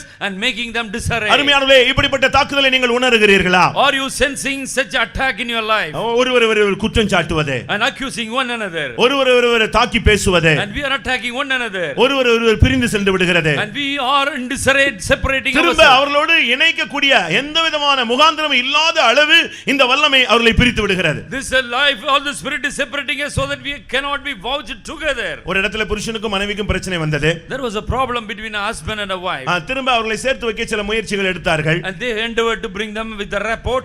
அதற்கு பின்பு அவர்கள் இணைந்து செல்ல முடியாது என்று விலகி விட்டார்கள். But lastly they were unable to we cannot be together. 13 வருடம் கழித்து அந்த சகோதரி சொல்றாங்க, என்னை கொஞ்சம் கட்டாயப்படுத்தி சேர்த்து வச்சிருக்கலாமேன்னு சொன்னாங்க. And after 13 years this sister said somehow you could have made me to be with him. அன்னைக்கு இருந்த ஊழியக்காரங்களோ எங்க அண்ணன் எனக்காக சேர்ந்து சண்டை தான் போட்டானே தவிர என்னை சேர்த்து வைக்கணும்னு அவன் ட்ரை பண்ணலன்னு சொல்றாங்க. My elder brother also he quarreled with me but he did not make me to have a rapport with 13 வருஷம் கழிச்சு தான் பரிசுத்தாவி வந்திருக்குன்னு நினைக்கிறேன். And I think after 13 years only the Holy Spirit came to this sister. அது வரைக்கும் இந்த அசுத்தாவி தான் தந்த தவறான கருத்தை நியாயம் என்று போதித்துக் கொண்டே இருந்தது. And up till then that evil spirit was telling her your spirit is right and you are right. இந்த ஆவி வரும்போது தான் பிரியமானவர்களே நம்முடைய ஜீவியத்திலே பாடுகள் படமாட்டேன் என்று சொல்லுகிறோம். And when the spirit comes to us then we will say I will not suffer anything. பேதுரு வந்து ஆண்டவராகிய இயேசு கிறிஸ்துவின் கரத்தை பிடித்து இழுத்துக்கொண்டு சொன்னான், ஆண்டவரே உமக்கு இப்படி சம்பவிக்கவே கூடாது என்று சொன்னான். And Jesus the Peter came to Jesus grabbed his hand and said alone that this must not happen to you. இயேசு உடனே அப்பாலே போ சாத்தானே என்று அவனுக்குள்ள இருக்கிற ஆவியை கடிந்து கொண்டார். And Jesus rebuked the spirit of Peter, be departed from you. அந்த ஆவி அவனுக்குள்ள இருந்து வெளியே போக ஆரம்பித்தது. And this evil spirit emanated from Peter. அந்த ஆவியினுடைய போராட்டம் என்ன? What is the problem of this spirit? தேவனுக்கு ஏற்றவைகளை சிந்தியாமல் மனிதனுக்கு ஏற்றவைகளையே சிந்திப்பது. And it will be thinking according to the doctrine of men, not according to God. என்ன பிரசங்கம் கேட்டாலும் சிலுவை பிரசங்கங்கள் கேட்டாலும் தேவனுக்கு ஏற்றவைகளை சிந்திக்க விடாமல் மனிதனுக்கு ஏற்ற விதத்திலேயே சிந்திப்பது. Maybe we are listening to sermon of the cross, but we will be thinking towards the doctrine of men only. இந்த ஆவி வரும்பொழுது தான் நீங்க பாடவே பட மாட்டீங்க. சுலபமாய் ஈஸியான காரியங்களை நீங்கள் போக முயற்சி எடுப்பீர்கள். And when you are having this evil spirit operating in you, you shall be looking for easy going. இந்த ஆவி வரும்பொழுது நீங்கள் விசாலமான வழியை தான் தேடுவீங்களே தவிர இடுக்கமான வாசல் வழியா நித்திய ஜீவனுக்குள்ள பிரவேசிக்க நீங்கள் விரும்பப்பட மாட்டீர்கள். And you shall not have a desire to go to the straight and narrow path. You shall be looking for a broad and very great path. ஏசாயா 29:10 பார்க்கும் பொழுது இந்த ஆவி வரும்பொழுது ஜெபத்தை நஷ்டப்படுத்துகிறது, கனநித்திரையின் ஆவியாக உன்மேல் வந்து விழுகிறது. Isaiah 29:10 says that when the spirit comes to you, it shall spoil your praying spirit and it shall be making you to slumber. இந்த ஆவி வரும்பொழுது நீங்க பகல்லையும் தூங்குவீங்க, கூட்டத்திலையும் தூங்குவீங்க, வண்டி ஓட்டமும் தூங்குவீங்க, எல்லா இடத்துலயும் இந்த ஆவி வந்து உன்னை வந்து உட்கார்ந்துரும், உன் தலையில உட்கார்ந்துரும். This spirit shall be coming upon you and you shall be slumbering the daytime, in the night time, as well as when you are seated here or in driving. என்ன சத்தம் உங்களுக்கு அதிகமா இருந்தாலும் ஆனா நீ உங்களுக்கு அந்த வல்லமையுடைய தாக்குதல் இருந்து கொண்டே இருக்கும். Many our voice is with great decibels, but you shall be fast asleep. ஏனென்றால் இந்த ஆவி வந்து உன்னுடைய ஜெப வாழ்க்கையை நஷ்டப்படுத்தும்படியாக ஒரு கனநித்திரை ஆவியாக உள்ளே வருகிறது. Because it is coming as a spirit of slumbering and to destroy your praying spirit. அந்த ஆவி வரும்பொழுது நீங்க உங்களை அறியாமலே தூங்கிட்டே இருப்பீங்க. But ignorantly you shall be always in deep sleep. உங்களை வந்து யாராவது எழுப்புனா நான் ஜெபிச்சிட்டு இருக்கேன்னு சொல்லுவீங்க. If somebody is shaking you or waking up, you shall I am praying. இது மாத்திரமல்ல, not only just that, உன்னை எழுப்புனவன் கொஞ்ச நேரத்துல தூங்க ஆரம்பிச்சிடுவான். இந்த ஸ்பிரிட் அவனை போய் ஓவர்டேக் பண்ணும். And if a person is touching you, he shall be sleeping immediately. This will be இன்னைக்கு சபைக்குள்ள நடக்கிற ஒரு பரிதாபமான நிலவரம் இந்த ஆவியினுடைய போராட்டம். This is the despicable state that is taking place within the church. ஆனா நாம என்ன சொல்றோம்? But what do we say? நேத்தெல்லாம் முழிச்சிருந்தாரு.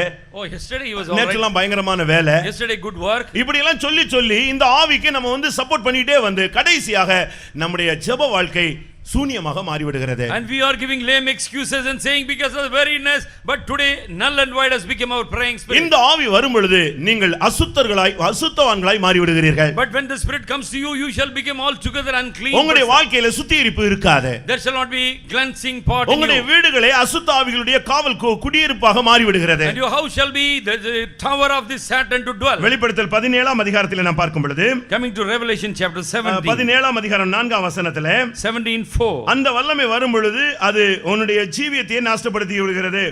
it is bringing forth many calamities against your life. அது அருவருப்பும் அசுத்தமும் நிறைந்த பொற்பாத்திரத்தை அவள் கையில் வைத்திருந்தாள். And she had a golden cup in her hand, abomination and filthiness. 18ஆம் அதிகாரம் 2ஆம் வசனத்தை பார்க்கும் பொழுது, in 18th chapter 2nd verse, உன்னுடைய வீடு பேய்களுடைய குடியிருப்பாக, அசுத்த ஆவிகளுடைய காவல் வீடாக, அசுத்தமும் அருவருப்பும் உள்ள சகலவிதமான பறவைகளுடைய கூடுமாய் மாறிவிடுகிறது. And your house has become the habitation of the devil, holding every spirit and cage for every unclean and hated spirit. இப்போ யோசிச்சு பாருங்க. Now think yourself. இந்த ஆவி வரும் பொழுது தான் நீ தீயிலே விழுகிறாய், இல்ல தண்ணீரிலே போய் விழுகிறாய். When the spirit comes to you, then you are falling into water or into fire. Mark 9:25 பார்க்கும் பொழுது, Mark 9:25, அந்த ஆவி வரும் பொழுது அது ஊமையாக மாற்றுகிறது, அவனை செவிடாகவும் மாற்றி விடுகிறது. it is making him dumb mouthed and it is making him deaf also. அப்படினா என்ன அர்த்தம்? What does it mean? அவனை பேச விடாம துதிக்க விடாம கூட கண்ட்ரோல் பண்ணுது. And it is captivating him, unable to give praises to God. இந்த ஆவி வரும் பொழுது தான் அவன் துதிக்கிறதே கிடையாது. எல்லாரும் ஸ்தோத்திரம் பண்ணுவாங்க, ஆனா அவன் வாயில இருந்து அந்த ஸ்தோத்திரமே வராது.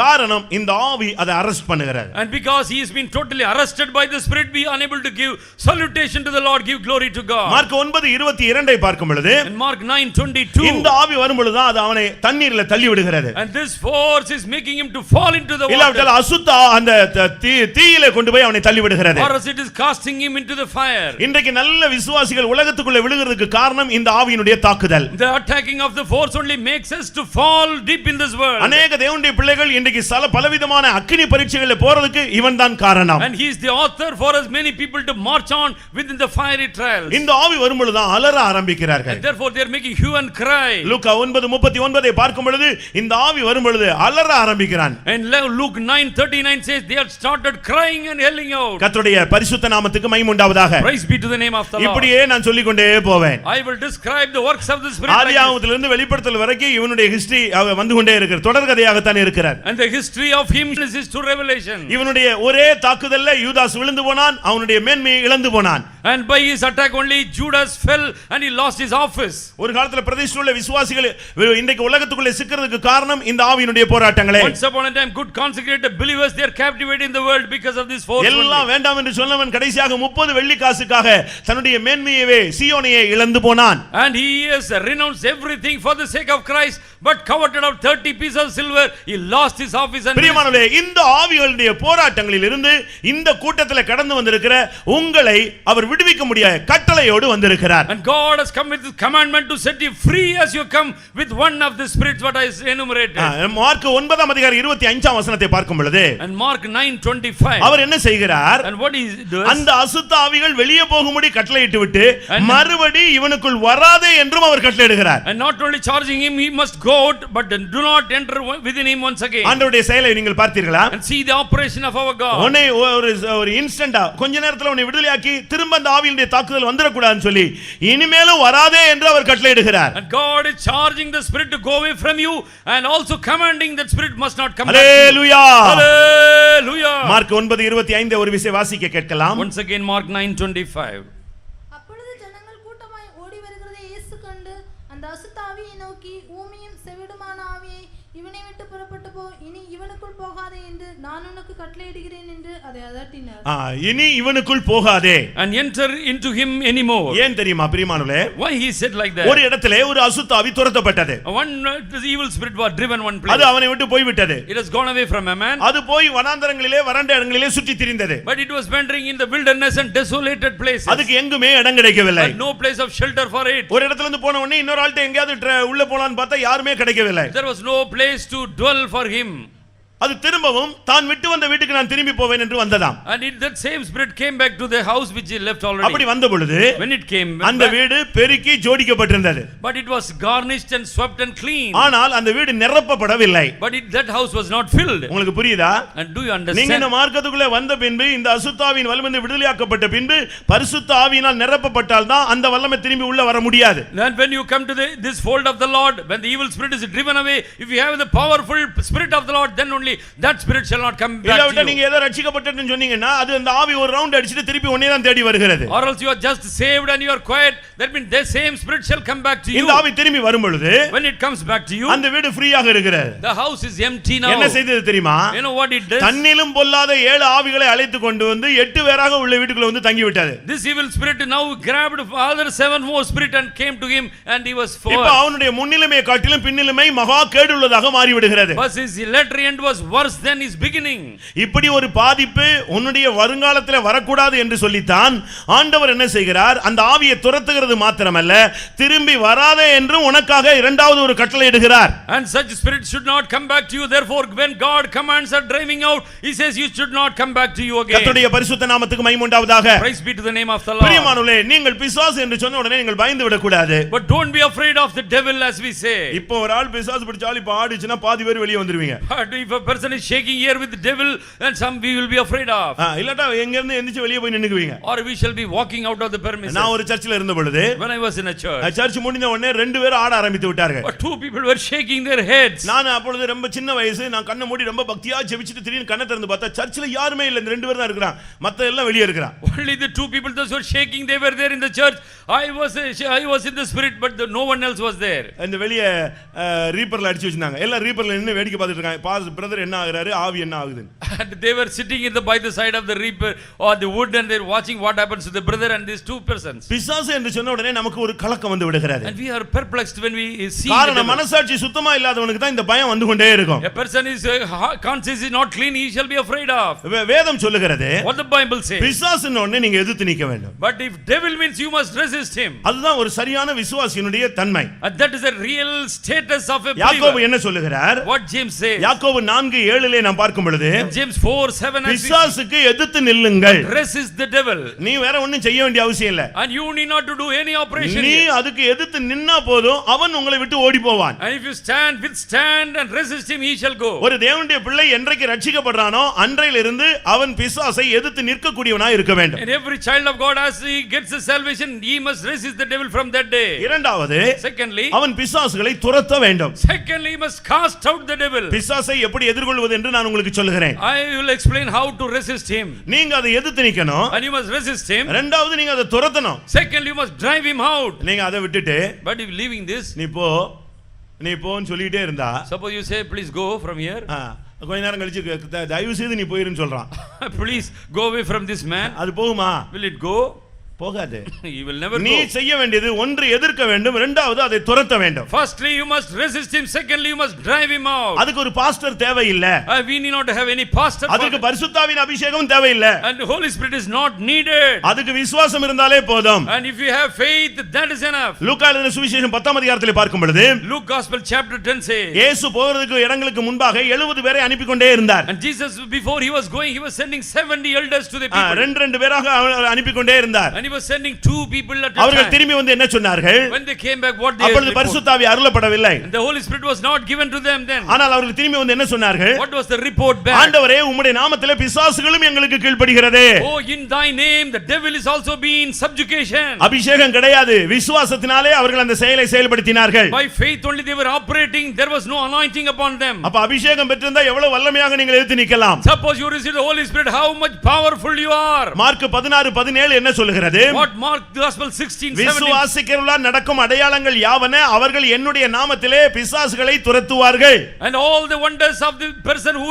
believeth, they will cast out the devil in my name. ஒரு தேவனுடைய பிள்ளை பிசாசை துரத்துவதுதான் அவனுடைய அடையாளம். விசுவாசினா அதுக்கு அடையாளமே இதுதான், அவன் பிசாசை துரத்தணும். And the sign of a believer means he must cast out devil from his life. பிரியமானவர்களே, இதெல்லாம் நீங்க செய்யாம நீங்க பரலோகத்துக்கு எப்படி போய் நிக்க முடியும்? Suppose you are not doing this, how can you go into the kingdom of heaven? உங்களுடைய வாழ்க்கையிலே போராடுகிற வல்லமையை நீங்கள் எதிர்த்து நிற்க வேண்டும், அவைகளை துரத்தி விட வேண்டும். And you must resist the devil that is operating in your life, you must drive him out also. மத்தேயு 12:29 படி Matthew 12:29. அந்த வல்லமையை கட்டுகிறதற்கு உங்களுக்கு அதிகாரம் இருக்கிறது. And God has given power even to make bindings of நீங்கள் the power. கட்டுகிறது கட்டப்படும், நீங்கள் கட்ட அவிழ்க்கிறது கட்ட அவிழ்க்கப்படும். Whatsoever you will bind on the earth, it shall be bound. What you let loose, it shall be ஒரு loosed. தேவனுடைய பிள்ளை பிசாசின் வல்லமைகளை கட்டக்கூடிய வல்லமையும் அதிகாரமும் உனக்கு இருக்கிறது. And as a child of God, you have got the power and authority to bind any force. நீங்கள் இதை சரியான விதத்தில் விளங்கிக் கொள்ளுங்கள். Correctly, you must understand this. லூக்கா 10:17 பார்க்கும் பொழுது Luke 10:17. அந்த வல்லமைகளை கீழ்ப்படுத்த உங்களுக்கு அதிகாரம் இருக்கிறது. And you have the power to subjugate, bring into force. பிசாசுகளும் எங்களுக்கு கீழ்ப்படுகிறதே,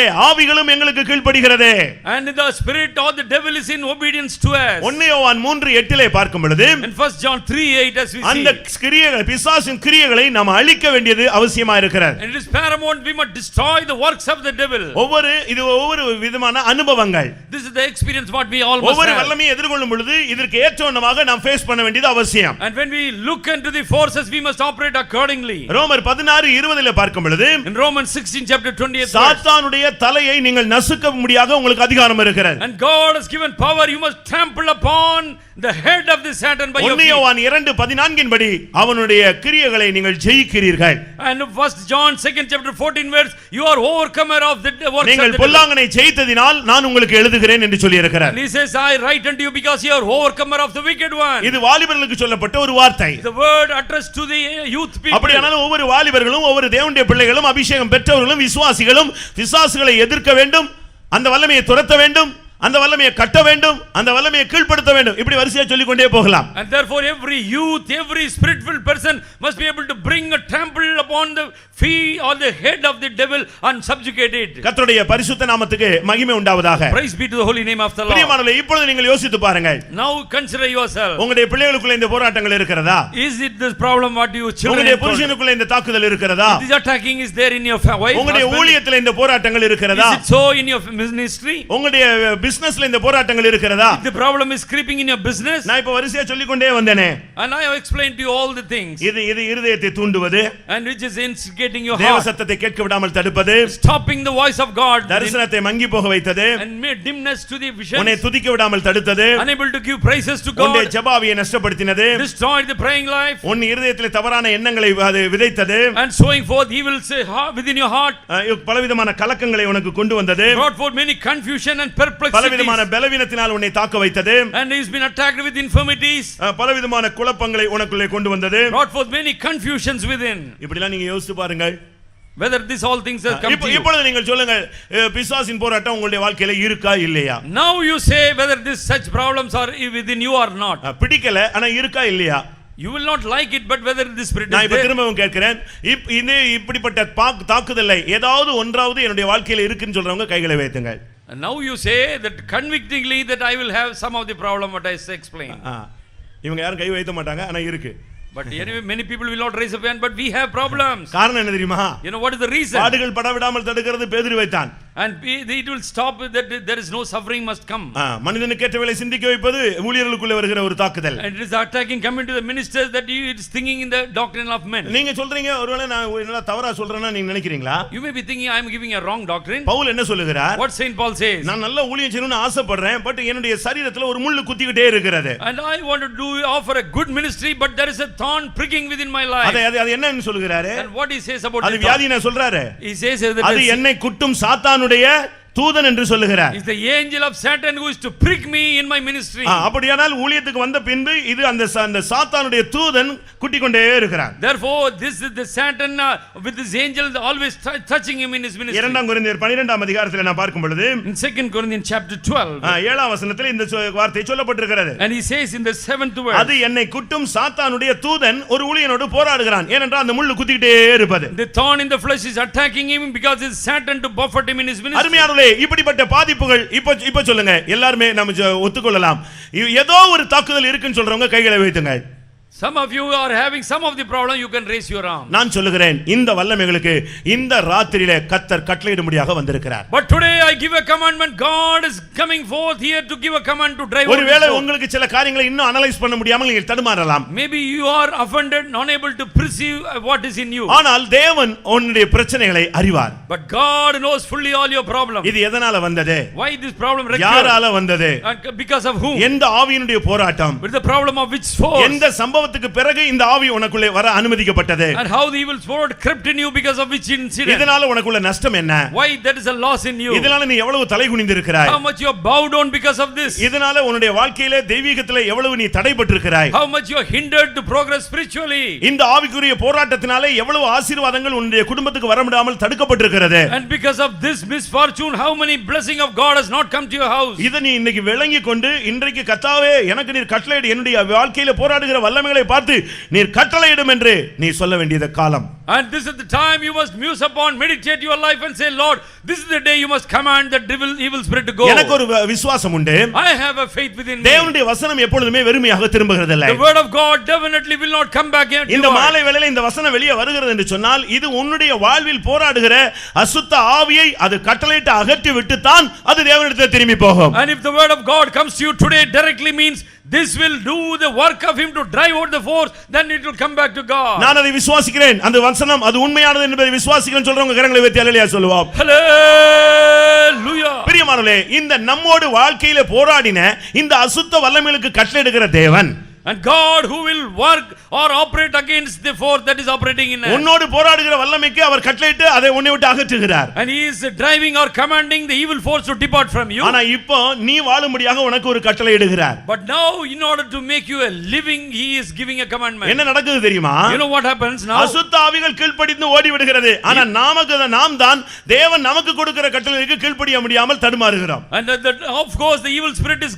departing from us, but we are not in obedience to the commandment of the அசுத்த Lord. ஆவியிலிருந்து நீ விடுவிக்கப்பட்ட பின்பு நீ இந்த உலக வாழ்க்கையை விட்டு அடுத்த கட்ட வாழ்க்கைக்கு நீ பயணப்பட வேண்டும். And when God is driving out evil spirit from you, then you must come to the next rung of the ladder, next phase in your spiritual நீ life. அதே கண்டிஷன்ல இருந்தீனா இந்த பொல்லாத ஆவி போயிட்டு 7 பொல்லாத ஆவி 7+1 வந்து உனக்குள்ள வந்து உன் வாழ்க்கை ஃபியூச்சரை நாசப்படுத்தி விடும். Suppose you are in stagnated condition, one spirit will go and it will bring forth 7 and 8 shall be coming back to you, and your situation மத்தேயு will be 8ஆம் அதிகாரம் 18ஆம் வசனத்தை வாசிக்கும் பொழுது Matthew 8:18. அந்த ஜனத்தை அக்கறைக்கு போகும்படியாக ஆண்டவர் கட்டளையிட்டார். And God commanded, let us go to the other side of the shore. அது எதை காண்பிக்கிறது? What does it speak of? இந்த உலக வாழ்க்கையிலிருந்து அடுத்த கட்ட ஒரு வாழ்க்கை இருக்கிறது, ஆன்மீக வாழ்க்கை. அதுதான் உன்னை அடுத்த கட்ட வாழ்க்கைக்கு நித்தியத்துக்கு உன்னை கொண்டு போய் சேர்க்கக்கூடிய சக்தி உள்ளது. And ever after this life in the world that we have to go to the other side means we have to have an eternal life. ஏனென்றால் இந்த உலக வாழ்க்கை ஒரு சதம் அல்ல. Because this life in the world is not இது permanent. நித்தியமானது அல்ல. It is not an everlasting life. இது ஒரு நிரந்தரமானதும் அல்ல. It is not a permanent life. நீ பிசாசின் வலையிலிருந்து விடுவிக்கப்பட்டால், When if you are set free from devil, நீ அக்கறைக்காக நீ அடுத்த கட்ட இல்லாவிட்டால் இன்மை மறுமைக்குரிய வாழ்க்கைக்கு நீ பயணப்பட வேண்டும். and now you must set go your journey to the next eternity or the everlasting life. ஒரு சிலர் பிசாசின் வலையிலிருந்து விடுவிக்கப்பட்ட பின்பு அடுத்த ஆண்டவரை அவர்கள் பின்பற்றுவதே இல்லை. But some people when they are delivered from the devil, they will not follow Jesus. அவங்க சர்ச்சை ஹாஸ்பிடல் மாதிரி நினைக்கிறார்கள். They are thinking church is something like an hospital. போன உடனே சுகம் கிடைச்சிருச்சு, இயேசு ஜீவிக்கிறார், அவ்வளவுதான். இவங்க போயிட்டே இருக்காங்க. And Jesus is living because he healed me and they will walk off. அதுக்கு என்ன காரணம் சொல்றாங்க? You know what is the reason they give? வியாதி சுகமாயிருச்சுனா அது பிறகு அவன் வியாதி ஆஸ்பத்திரிக்கு போறான், அவன் வீட்டுக்கு போயிடறான்ல. அதே மாதிரி போனோம் இயேசு சுகமாக்கினார், நான் வீட்டுக்கு வந்துட்டேன். அப்படி அல்ல பிரியமானவர்களே, மறுபடி இந்த ஆவி பொல்லாத 8 ஆவிகளோடு உள்ள வந்து உட்காரும். Oh beloved people, church is not like a hospital. When we are healed we can walk off, but another 7 more spirits shall be accompanying and coming back to your state. கிறிஸ்தவம் என்பது ஒரு இன்ஸ்டன்ட் சொல்யூஷனை உனக்கு கொடுக்கிறது இல்ல, அது ஒரு permanent சொல்யூஷனை உனக்கு கொடுக்க விரும்புகிறது. But Christianity does not give you an instant solution, but it is going to give you an everlasting solution. அது ஒரு கொஞ்ச நேர நிவாரணம், ஒரு வலி நிவாரணம் அல்ல, அது விடுதலை கடைசி வரை உனக்கு ஒரு நிவாரணத்தை கொடுக்கக்கூடிய சக்தி உள்ளது. It is not a painkiller for a moment, but it wants to give you relief from all permanent healing. நீங்கள் சத்தியத்தை நீங்கள் சரியான விதத்திலே புரிந்து கொள்ளுங்கள். But correctly you must discern and know the அது truth. ஒரு பாதுகாக்கப்பட்ட ஒரு ஆன்மீக வாழ்க்கையை உங்களுக்கு வாக்களிக்கிறது. It is promising a safety filled words of God. ஒரு தேவனுடைய பிள்ளை என்று சொல்லுகிறவன் A child of God means அசுத்தாவிலிருந்து தப்புவிக்கப்பட்ட பின்பு அவன் மறுமையை நோக்கி நித்திய வாழ்வை குறித்து அவன் தரிசனம் உள்ளவனாய் மாற வேண்டும். but after getting relieved from the unclean spirit he must have a vision connected with eternal life in his அந்த life. நிமிஷத்திலிருந்து அதுக்கு பின்பு அவனுடைய சிந்தை முழுவதும் பரலோக ராஜ்யமாய் மாற வேண்டும். Ever after his salvation all his thinking must be focused upon the everlasting life of அவனுடைய heaven. சம்பாத்தியமானாலும் அவனுடைய வாழ்க்கையினுடைய எந்த பகுதியானாலும் எதுவுமே அவனுக்கு மறுமைக்கு நோக்கியதாக அமைய வேண்டியது அவசியம். all his yearning livelihood all his lifestyle must be centered towards eternal life. ஏதோ பிசாசின் பிடியிலிருந்து விடுவிக்கப்பட்ட பின்பு நீங்கள் அப்படியே போய் விட கூடாது. and after you are getting relieved from the spirit just do not walk ஒரு out. விடுதலை கிடைத்த உடனே, when you have the ஒரு deliverance, சுகம் கிடைத்த உடனே, when you have a healing, ஒரு சமாதானம் கிடைத்த உடனே, when you receive a peace, இல்லாவிட்டால் ஒரு நிம்மதி கிடைத்த உடனே, or when you have a tranquil இல்ல மன peace, போராட்டங்கள் நீங்கி போன உடனே, when the problem of your heart departed, நீங்கள் திரும்பி போய் விட கூடாது. but don't walk home. அதற்கு பின்புதான் உன்னுடைய வாழ்க்கை இனிமேல் ரொம்ப கவனமாக இருக்க வேண்டும். now you must correctly set your pace furthermore. ஏனென்றால் ஒரு பெரிய அந்நிய வல்லமையிலிருந்து பலவானுடைய கையிலிருந்து நீ தப்புவிக்கப்பட்டிருக்கிறாய். because you have been set free from a strong man from his hand. அதற்கு பின்பு நீ கர்த்தருடைய நாமம் என்கிற பலத்த துருகத்துக்குள்ளே வந்தால்தான் இனிமேல் உள்ள வாழ்க்கை சுகமாய் உனக்கு அமையும். and henceforth your life shall be in safety if you come to the tower of God as a safety or God. அதனால் தான் இயேசு கிறிஸ்து இந்த அக்கறை பயணத்தை வலியுறுத்தி சொல்லி சீக்கிரமாய் போகும்படியாக கட்டளையும் இடுகிறார். therefore Jesus Christ emphasizing to go to the other shore and emphatically is encouraging the disciples. அதுவரைக்கும் நீ உலகத்தில் ஒரு சாதாரண மனிதன். and so far you are an ordinary commoner in this world. நீ விடுதலை பெற்ற பின்பு உன்னுடைய ஆன்மீக வாழ்க்கை துவங்குகிறது. but ever after your deliverance your spiritual life is on the increase. நீ பாவத்திலிருந்து விடுதலையாக்கப்படுகிறாய். you have been set free from sin. இதற்கு பின்புதான் உன்னுடைய வாழ்க்கை ஒரு முக்கியமான கட்டத்துக்கு அடி எடுத்து வைக்கிறது. and now you are coming to important phase in your life. ஆண்டவர் என்ன சொல்லுகிறார்? what God says, அந்த அசுத்தாவிகளுக்கு கட்டளையிட்டது மாத்திரமல்ல, not only he charged the evil spirit, நீ தெய்வீக வாழ்க்கையில வரும்படியாக உனக்கு கட்டளையிடுகிறார். and he is commanding that you must come to divinity. அடுத்து நீ கீழ்ப்படிய வேண்டிய அடுத்த கட்டளை என்ன? and what is the commandment you must be in obey? அப்போஸ்தலர் 17ஆம் அதிகாரம் 30ஆம் வசனத்தை வாசிக்கலாம். in Acts of Apostles 17 chapter 30th verse. அப்போஸ்தலர் 17:30. 17 chapter. அறியாமையுள்ள காலங்களை தேவன் காணாதவர் போல் இருந்தார், இப்பொழுதோ மனம் திரும்ப வேண்டும் என்று எங்குமுள்ள மனுஷர் எல்லாருக்கும் கட்டளையிடுகிறார். அறியாமையுள்ள காலங்களை தேவன் காணாதவர் போல் இருந்தார், இப்பொழுதோ எங்குமுள்ள மனிதர்களும் மனம் திரும்ப வேண்டும் என்று அவர் கட்டளையிடுகிறார். and the times of ignorance God winked at, but now commandeth every man everywhere to come to repentance. பாருங்க, பிசாசை பார்த்து வெளியே போன உடனே ஓடி போயிருச்சு, ஆனா மனுஷனை பார்த்து மனம் திரும்புனா கீழ்ப்படிய மாட்டேங்கிறான். அப்ப இவனுக்குள்ள இருக்கிறது எவ்வளவு பெரிய பிசாசுன்னு பாருங்க. and see the greatness of the devil that is in a man. when the devil is being told to go, it is going, but this man is not in obedience. எந்த ஆவியை பார்த்து இயேசு சொன்னாலும் அது ஓடி விடுகிறது. The spirit when God chides it is going away. பிசாசுகளும் விசுவாசித்து நடுங்குகின்றன. Even the devil also listen to the voice of God and tremble. ஆனால் இன்றைக்கு மனிதர்களுக்கு அடுத்த மனிதர்களுக்கு கொடுக்கிற கட்டளைகளுக்கு அவர்கள் கீழ்ப்படிகிறார்களா? But man, whether in obedience to the voice of God. நீங்களே யோசித்து பாருங்க. Now you think within yourself. இன்றைக்கு மனிதனுக்கு அடுத்த கட்ட வாழ்க்கை அக்கறை பயணத்துக்கு போக வேண்டியவன் செய்ய வேண்டிய முதல் காரியம் கட்டளை என்ன? And what is the commandment offered to him so that he must go to the other side of the shore? ஆன்மீக வாழ்க்கையினுடைய துவக்கம் மனம் திரும்புதல். And in the beginning of this spiritual life is the repentance in him. எபிரேயர் 6 அதிகாரம் 1 வசனம் 2 வசனத்தை பார்க்கும் பொழுது Hebrews chapter 6 verse 2 verses. மனம் திரும்புதல் என்பது ஆன்மீகத்தினுடைய அஸ்திபாரம் என்று சொல்லப்பட்டிருக்கிறது. It has been told it is a foundational truth that we must be having the repentance. ஒருவன் இந்த உலகத்திலிருந்து பிசாசின் வல்லமையிலிருந்து அந்தகார சக்திகளிலிருந்து பிடிகளிலிருந்து விடுவிக்கப்பட்ட பின்பு அவன் பரலோகம் செல்ல வேண்டுமானால் முதலாவது அவன் மனம் திரும்ப வேண்டியது அவசியம். When a person is being relieved or from the captivity of the devil after his salvation, he must have the repentance to go to the other shore. மனம் திரும்புதல் என்பது ஒவ்வொரு மனிதனுடைய வாழ்விலும் ஒவ்வொரு நாளும் நடைபெற வேண்டிய முக்கியமான ஒரு அனுபவம். The repentance must be wrought forth or done in the life of man every day. ஒரு ஊழியக்காரன் தினமும் மனம் திரும்ப வேண்டும். A servant of God must have repentance every day. ஒரு சபை தினமும் மனம் திரும்ப வேண்டும். The church must always have repentance. புதிதாக வருகிறவன் மனம் திரும்ப வேண்டும். Newcomer must have repentance. எந்தெந்த காரியங்களிலே மனசு சஞ்சலப்படுகிறதோ அதிலிருந்து சபலப்படுகிறதோ அதிலிருந்து திரும்ப தேவனுடைய வார்த்தையை நோக்கி அடியெடுத்து வைப்பதுதான் மனம் திரும்புதலுடைய அடையாளம். And repentance, the sign of the repentance means we repent from not listening to the word of God towards godliness. Mark 1 அதிகாரம் 4 வசனத்தை பார்க்கும் பொழுது மனம் திரும்புங்கள் பரலோக ராஜ்யம் சமீபமாய் இருக்கிறது என்று இயேசு சொன்னார். And Jesus spake in Mark Gospel opening chapter 4th verse, repent for the kingdom of God is nigh unto you. சரியான மனம் திரும்புதல் இல்லாமல் நீங்கள் கிறிஸ்தவ வாழ்க்கை வாழ்கிறேன் என்று சொல்ல முடியாது, சொல்லக்கூடாது. And you must never say, you can never ascribe that you have a correct life if you do not have the proper repentance. வெளிப்படுத்தல் 3 அதிகாரம் 18 வசனத்தை பார்க்கும் பொழுது அந்த அதிகாரங்கள் 2-3 அதிகாரங்களிலே ஒவ்வொரு சபைகளும் மனம் திரும்ப வேண்டிய சில காரணங்கள் சொல்லப்பட்டிருக்கிறது.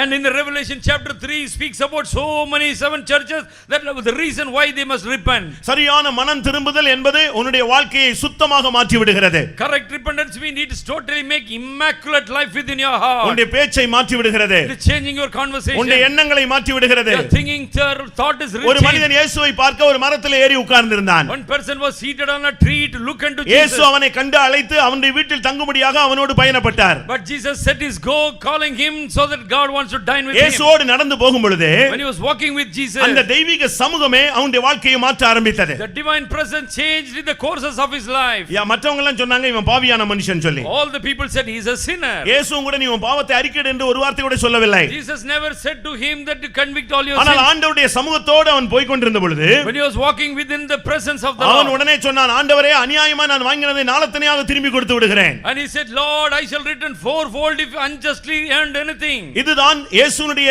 வாழ்க்கை அந்த மனம் திரும்புதலுடைய முக்கியமான ஒரு அம்சம். This is the important aspect that we can see in repentance. அருமையானவர்களே நீங்கள் மனம் திரும்பும் பொழுது இப்படிப்பட்ட அனுபவங்கள் உங்களுக்கு உண்டானதா? Whether you had such an experience when you get your salvation. நீ மனம் திரும்பினால் And when you repent, நீ எல்லாவற்றையும் குற்றம் என்று ஒத்துக்கொள்வாய். and you will acknowledge and say, all this is my நீ folly. மனம் திரும்பினால் And if you நீ repent, பாவி என்று வாயை திறந்து அறிக்கையிட ஆரம்பிப்பாய். you will say, I am a sinner, O God. நீ மனம் திரும்பினால் If you repent, அநியாயமாய் வாங்கினதை திரும்பி கொடுப்ப நீ முயற்சி எடுப்பாய். and you will endeavor to make a restitution or நீ reconciliation. மனம் திரும்பினால் If you repent, நீ உன்னோடு யாரோடு பிரச்சனைகள் இருந்தால் நீ உடனே போய் ஒப்புரவாகிக் கொள்வாய். and you shall go and make reconciliation with the person who has got a breakness in நீ your மனம் life. திரும்பினால் If you repent, அடுத்த தேவனோடு நெருங்க என்ன நான் செய்ய வேண்டும் என்று நீ வார்த்தைக்கு வந்து விடுவாய். and you will come to the place in which God, what must I do? இதெல்லாம் இல்லாம நான் ஒரு கிறிஸ்தவன் சொன்னா அது ஒரு போலியான ஒரு ஏமாற்று உன்னை நீயே வஞ்சிக்கிறாய். And you are deceiving yourself if you do not have all this experience of repentance. ஒரு சிலர் மனம் திரும்பாமலே அடுத்த கட்ட ஞானஸ்நானத்துக்கு போய் விடுகிறார்கள். Without much repentance, many people are stepping into baptism. அப்போஸ்தலர் 8 அதிகாரம் 13 வசனத்தை பார்க்கும் பொழுது Acts 8:13. இயேசுவை தெய்வம் என்று விசுவாசித்து அவன் ஞானஸ்நானம் பெற்றுக்கொண்டான். Believing on Lord Jesus Christ, he was baptized. ஆனால் அப்போஸ்தலர் 8:23 பார்க்கும் பொழுது But Acts 8:23. நீ மனம் திரும்பு என்று அப்பொழுதுதான் அவனுக்கு பிரசங்கமே சொல்லிக் கொடுக்கப்படுகிறது. But the sermon was given that you must repent from your fault. அப்படியானால் மனம் திரும்பாமலே அவன் விசுவாசித்து ஞானஸ்நானம் பெற்ற ஒரு ஆள். But he did not have repentance but believed and was baptized. இப்படிப்பட்ட ஜனங்கள் சபையிலே சேர்க்கப்படுவதால் தான் சபையினுடைய புனிதத்தன்மை குறைந்து வருகிறது. The divinity of the church is getting diminished because of such people. பிரியமானவர்களே உங்களில் எத்தனை பேர் ஒரு சரியான மனம் திரும்புதலை பெற்றிருக்கிறீர்கள்? How many of us inherit correct type of repentance? ஒருவேளை இதுவரை அது சம்பவிக்காத பட்சத்தில் இன்றைக்கு நீங்கள் அந்த மனம் திரும்புதலை தேவனுடைய சமூகத்திலே ஆண்டவர் உங்களுக்கு கட்டளையாக இடுகிறார். அதற்கு கீழ்ப்படிந்து நீங்கள் மனம் திரும்பிக் கொள்ளுங்கள். Maybe thus far you do not have proper repentance, but God is commanding you to have a repentance right right now. சரியான மனம் திரும்புதல் உங்களுடைய வாழ்க்கையை மாற்றி அமைக்கக்கூடிய சக்தி உள்ளது. And correct repentance will change radically your life. பழைய ஏற்பாட்டிலும் கூட புதிய ஏற்பாட்டிலும் கூட இந்த மனம் திரும்புதலை குறித்து பலவிதமான வார்த்தைகள் சொல்லப்பட்டிருக்கிறது. Many words have been ascribed for repentance in Old Testament as well as New Testament. பிரியமானவர்களே, உங்களில் மனம் திரும்புதல் எத்தனை பேருக்குள்ளே சம்பவித்திருக்கிறது? The repentance has wrought forth in how many of us? மனம் திரும்பினால்தான் And if you repent, உன்னுடைய பாவங்கள் போக நீ கழுவப்படுவாய். and you shall be washed from all your sins. அதுதான் முதல் அனுபவமே. That is the first experience. அஸ்திவாரம் சரியாக இருந்தால், If foundation is correct. இந்த மனம் திரும்புதலை அஸ்திவாரம் என்று ஒரு இடத்திலே பார்க்கிறோம். In one place we see repentance is foundation. இன்னொரு விதத்திலே பார்க்கும் பொழுது அது ஒரு பிறப்பு என்று இன்னொரு விதத்திலே பார்க்கிறோம். In other place it has been told as regeneration or யோவான் 3:3 பார்க்கும் பொழுது John 3:3 we see. அங்க என்ன சொல்லப்பட்டிருக்கிறது? What has been told? ஒருவன் மறுபடியும் பிறவாவிட்டால், மனம் திரும்பாவிட்டால் தேவனுடைய ராஜ்யத்தை காண மாட்டான். And if a person is not been born of the spirit, he cannot behold the kingdom of God. அப்படியானால் மனம் திரும்புதல் தான் ஒரு பிறப்பு என்று சொல்லி இருக்கிறது. That means that is a repentance is the birth in him. எபிரேயர் 6:1 அது ஒரு அஸ்திவாரம் என்று சொல்லப்பட்டிருக்கிறது. Hebrews 6:1 says it is a foundation for him. பிறப்பு சரியாக இல்லாவிட்டால், If birth is not correct, உன்னுடைய வளர்ச்சியும் சரியாக இருக்காது. our growth shall not be correct. கண்ணே தெரியாம ஒரு பிள்ளை பிறந்துச்சுனா கடைசி வரைக்கும் அது குருடுதான். Suppose eyes are not there, it shall be growing as a blind only. முடமான ஒரு பிள்ளை ஒரு தாய்க்கு பிறந்தால் கடைசி வரை அப்படித்தான் இருக்கிறது. If a child is born with no limbs, it shall be always handicapped. அதுபோல Likewise, இந்த சபையிலே வந்து நீ பிறக்கும் பொழுது, when you are born in the church, நீ குருடனாய் பிறந்தால் நாங்கள் என்ன செய்ய முடியும்? suppose you are born blind, what can we do? இல்லாவிட்டால் நீ செவிடனாய் பிறந்து விட்டால் என்ன செய்ய முடியும்? Suppose you are deaf, what can we do to you? அப்படியானா அப்படி ஒரு 10 விசுவாசி ஒரு சபையில இருந்தானா டெஃப் அண்ட் டம்ப் சர்ச்சா தான் அது செயல்பட்டு கொண்டிருக்கும். If 10 people are deaf and dumb, then we shall have only group in the church like என்ன that. பிரசங்கம் பண்ணாலும் அவனுக்கு கேட்காது, அவன் அப்படியே உட்கார்ந்து இருப்பான். அவனுக்கு ஒரு ஜோக்கா சொன்னாலும் புரியாது, அதை புரிஞ்சு கொள்ற மாதிரி சொன்னாலும் புரியாது. அவன் அப்படியே உட்கார்ந்து இருப்பான் பிரம்ம பிடிச்ச மாதிரி. Because he is deaf and dumb, you explain in a collegial manner, in a hilarious manner, he cannot understand anything. காரணம் அவனுக்குள்ள மனம் திரும்புதல், அந்த பிறப்பு கரெக்ட்டா நடக்கல. Repentance or birth has not taken place properly. ஆனாலும் இன்றைக்கு கர்த்தர் உனக்கு மேல் உன்மேல் இரக்கமுள்ளவராய், அன்றைக்கு அந்த சப்பானியை நடக்க வைத்தவர் உன்னையும் கூட மாற்ற வல்லமையுள்ளவராக வந்திருக்கிறார். But today God with bowels of mercy wants to make you to walk like the person walked on that day. 40 வருடமாக நடக்க முடியாத ஒரு சப்பானியை அப்போஸ்தலர் 3ஆம் அதிகாரத்திலே பேதுருவும் யோவானும் கைப்பிடித்து தூக்கிவிட்டு நடக்க வைத்தார்களே, அதே வல்லமை இன்றைக்கு உன்னுடைய மனம் திரும்புதலை சீர்படுத்தும்படியாக வந்திருக்கிறது. And Jesus has come in the midst today to raise you as the Peter and the John will raise the person who had this long year. உனக்கு மனம் திரும்பும்படியாக ஒரு கட்டளையை தேவன் இந்த மாலை வேளையிலே கட்டளையிடுகிறார். And God is commanding you so that you must have repentance today in this மனம் evening. திரும்புவதற்கு நீங்கள் நாட்கள் குறிக்க வேண்டாம். Do not mark some other time for repentance. பாவத்தை விட்டு வெளியே வருகிறதுக்கு மாதங்களை குறிக்க வேண்டாம். Do not mark some other time in calendar for your இல்லாவிட்டால் ஒரு குறிக்கப்பட்ட நேரத்துக்கு பின்பு இந்த சம்பவத்துக்கு பின்பு என்று நீங்கள் சொல்ல வேண்டாம். ஏனென்றால் நாளைய தினம் உன்னுடையது அல்ல. But do not postpone your salvation for some other time. Tomorrow is not ours. நீ மனம் திரும்பினால், But if you repent, உன்னுடைய வியாதி நீங்கும். your sickness shall be நீ healed. மனம் திரும்பாத பட்சத்தில் If you are not repenting, உன்னுடைய வியாதி நீடிக்கும். your sickness shall continue. வெளிப்படுத்தல் 2:22 பார்க்கும் பொழுது, Revelation 2:22. நீ மனம் திரும்பாத பட்சத்திலே உன்னை கட்டில் கடையாக வியாதியை நீடிக்க வைப்பேன் என்று ஆண்டவர் சொல்லுகிறார். God says, I will put you in the couch because you did not repent. லூக்கா 13ஆம் அதிகாரம் 3ஆம் வசனத்திலே பார்க்கும் பொழுது, And Luke 13:3. நீ மனம் திரும்பாத பட்சத்திலே நீ கெட்டு போகிறாய் என்று சொல்லப்பட்டிருக்கிறது. And you have been marring your life because of your not repenting. அருமையானவர்களே, இன்றைக்கு எத்தனை பேர் தேவனுடைய கட்டளைக்கு கீழ்ப்படிய விரும்புகிறீர்கள்? How many of us have decided to come to the voice of the Lord? உன்னுடைய வாழ்வை, உன்னுடைய ஊழியத்தை, உன்னுடைய வருங்காலத்தை சூனியமாக்கி வைத்திருந்த அசுத்த ஆவி இயேசுவின் வார்த்தைக்கு கீழ்ப்படிகிறதானால், நீ தேவனுடைய ரூபத்திலே உருவாக்கப்பட்ட மனிதன், நீ தேவனுடைய வார்த்தைக்கு எவ்வளவாக நீ கீழ்ப்படிய வேண்டும்? And suppose you are a man to be created out of the voice of the Lord, you must be in obedience to the voice of the Lord as a commandment comes to you. கர்த்தருடைய பரிசுத்த நாமத்துக்கு மகிமை உண்டாவதாக. Praise be to the holy name of the Lord. உபாகமம் 30ஆம் அதிகாரத்திலே பார்க்கும் பொழுது, In Deuteronomy chapter நீ 30, மனம் திரும்பினால் உன்னுடைய வாழ்வில் ஆசீர்வாதம் செழிக்க ஆரம்பிக்கும். and suppose you repent, there shall be fertility, greenery seen in your life. முதலாம் கொரிந்தியர் 8ஆம் அதிகாரம், முதலாம் ராஜாக்கள் 8ஆம் அதிகாரத்திலே பார்க்கும் பொழுது, In 1 King 8th chapter, உன்னுடைய வாழ்க்கையில நீ மனம் திரும்பினால் உன்னுடைய சிறையிருப்பு நீங்குகிறது. and your captivity is going to relieved if you have correct repentance. நீ சிறையிருப்பிலிருந்து மீட்கப்படும்படியாக உனக்கு தேவன் ஒரு வாய்ப்பை தருகிறார். God is giving an opportunity so that you must come out of the prison house. சாபங்கள், வறுமைகள், தருத்தரங்களிலிருந்து நீ விடுவிக்கப்படும்படியாக உனக்கு ஒரு வார்த்தை வருகிறது. One word comes to you so that you must come out of the cursing and the poverty and in your pain. உன்னுடைய குடும்பம் உடைந்து போய்விட்டதா? Your family is disarray. உன்னுடைய தாவீதின் கூடாரம் விழுந்து போய்விட்டதா? Whether the tabernacle of David has fallen. நீ மனம் திரும்பினால், But if you repent, உன்னுடைய வாழ்க்கை மறுபடி கட்டி எழுப்பப்படும். once again your life shall be rebuilt. யோபு 22ஆம் அதிகாரம் 23ஆம் வசனத்திலே, நீர் மனம் திரும்பினால் திரும்ப நீர் கட்டி எழுப்பப்படுவாய். And in Job 22:23 says, if you repent, you shall be built back again. அருமையானவர்களே, உங்களில் எத்தனை பேர் தேவனுடைய வார்த்தைக்கு கீழ்ப்படிந்து மனம் திரும்புதலுக்கு சமர்ப்பித்து தேவனுடைய ஆசீர்வாதங்களை பெற்றுக்கொள்ள வாஞ்சிக்கிறீர்கள்? How many of us are desire to have repentance and to receive the blessings of the Lord? ஏசாயா 19:22 நீ மனம் திரும்பினால் நீ குணமாக்கப்படுவாய். In Isaiah 19 chapter 22 verses, if you repent, you shall be healed. உன்னுடைய வாழ்விலே அற்புதங்களை செய்ய நீ கீழ்ப்படிய வேண்டியது இருக்கிறது. And in order to perform miracles in your life, you must be in obedience to உன்னுடைய God. வாழ்க்கை மாற்றப்பட நீ தேவனுடைய வார்த்தைக்கு கட்டளைக்கு கீழ்ப்படிய வேண்டியது இருக்கிறது. Your life should be changed, that you must be in implicit obedience to the voice of the Lord. உன்னுடைய சிறையிருப்பு நீங்கி விடுதலையோடு நீ வாழ நீ தேவனுடைய கட்டளைக்கு கீழ்ப்படிய வேண்டியது இருக்கிறது. And your captivity must be removed, therefore you must come to the obedience of the commandment. ஒரே வார்த்தையிலே அந்த அசுத்த ஆவி வருஷக்கணக்காய் பிடித்து வைத்த அந்த ஆவி ஓடி போய் விட்டது. In one word of Jesus, the devil has departed from that man. பிரியமானவர்களே, உங்களில் எத்தனை பேருக்கு இந்த ஆவியினுடைய தாக்குதல் இருக்கிறது? How many of us are having this spirit attacking? ஒரு சிலர் கைகளை உயர்த்தினீர்கள், ஒரு சிலர் மிகவும் வெட்கப்பட்டு போய் விட்டீர்கள். Some people are crestfallen, they are not able to raise their hand. ஆனாலும் But nevertheless, என்னுடைய வீடுகளிலே இந்த போராட்டத்தை நான் உணர்கிறேன். but I feel this problem in my family. என்னுடைய படுக்கையிலே தூக்கத்திலே இந்த ஆவியினுடைய போராட்டத்தை உணர்கிறேன். I sense this problem in my sleeping or in my என்னுடைய bed. தொழிற்கூடங்களிலே இந்த ஆவியினுடைய தாக்குதலை உணர்கிறேன். In my business or in merchandise, I see this problem. என்னுடைய பிள்ளைகளுக்குள்ளே, புருஷனுக்குள்ளே, வீட்டிலே இப்படிப்பட்ட தாக்குதலை நான் உணர்கிறேன். I sense such type of attacking in my husband, my children, என்னுடைய சபையிலே, in my church, என்னுடைய ஊழியத்திலே in my ministry. இப்படிப்பட்ட போராட்டங்கள் இருப்பதை நான் உணர்கிறேன். I am able to perceive such attacking of the force. என் சரீரத்திலே இந்த ஆவியினுடைய போராட்டத்தை உணர்கிறேன். I can sense problem coming in the body. என் மனதில் இந்த ஆவியை நான் உணர்கிறேன். I sense that attacking force in my எனக்கு mind. விடுதலை வேண்டும். I need a deliverance. அன்றைக்கு அந்த ஜெபாலயத்திலே கட்டப்பட்டிருந்த அந்த மனிதனை கர்த்தர் விடுதலையாக்கினார். அது உண்மையானால் இன்றைக்கு இந்த ஜெபாலயத்துக்கு வந்திருக்கிறேன், என்னை விடுவிக்க வேண்டும் என்று சொல்லுகிறவர்கள் எத்தனை பேர்? How many of us say on the day God relieved a person in Senaguk, he must deliver me as I come to the presence of the Lord. அப்படி விடுதலையை வாஞ்சிக்கிறவர்கள் கண்களை மூடி நெடுமுழங்கால் போடுங்கள். And be on the knees by submitting yourself this evening. நீங்கள் விடுதலையை வாஞ்சிக்கும் பொழுது ஊழியர்கள் விசுவாசிகள் என்ற பாகுபாடு நீங்கள் பார்க்க கூடாது. But when you look for some deliverance, do not think you are a worker or a அடிமைக்கும் believer. சுதேசிக்கும் பிரமாணம் ஒன்றுதான். But this universally the law is extended to one and all. எப்படி ஆயினும் நீ விடுவிக்கப்பட வேண்டும், அதுதான் தேவனுடைய திட்டம். The plan of God, somehow you must be delivered. நீங்க உங்களுக்கு யார்ட்டையாவது போய் எனக்கு பிசாசு பிடிச்சிருக்குன்னு யாரும் போய் சொல்லுவீங்களா? சொல்ல முடியுமா? சொன்னா ஏத்துக்குவாங்களா? இப்படிப்பட்ட கூட்டத்துல டைரக்டாவே ஆண்டவர்ட்ட இருந்து விடுதலை நீங்கள் பெற்றுக்கொள்ள வேண்டும். And you cannot go and tell to other person I am demon possessed, but you in this meeting you can have the deliverance from God. ஒரு ஊழியக்கார சகோதரன் வியாதியில் தாக்கப்பட்டான். One servant of God was seized with some devil. அவன் அவிசுவாசத்தை அறிக்கையிட ஆரம்பித்தான். When he started convicting his unbelief. அவிசுவாசத்தையே அறிக்கையிட ஆரம்பித்தான். And he was convicting all his unbelief. உடனே அவன் பெரிய பாஸ்டர்களுக்கு சொல்லுவதற்கு முன்பாக வீட்டுக்கு அவன் டெலிபோன் சொல்லி செய்து விட்டான். And he telephoned even to the big pastors. வீட்டுக்கு ஃபோன் பண்ணாம பாஸ்டர்ஸ்க்கு ஃபோன் பண்ணாம வீட்டுக்கு ஃபோன் பண்ணிட்டான். And instead of telling to the pastor, but he rang up to his home. எப்படி இருக்கும்? And what will happen?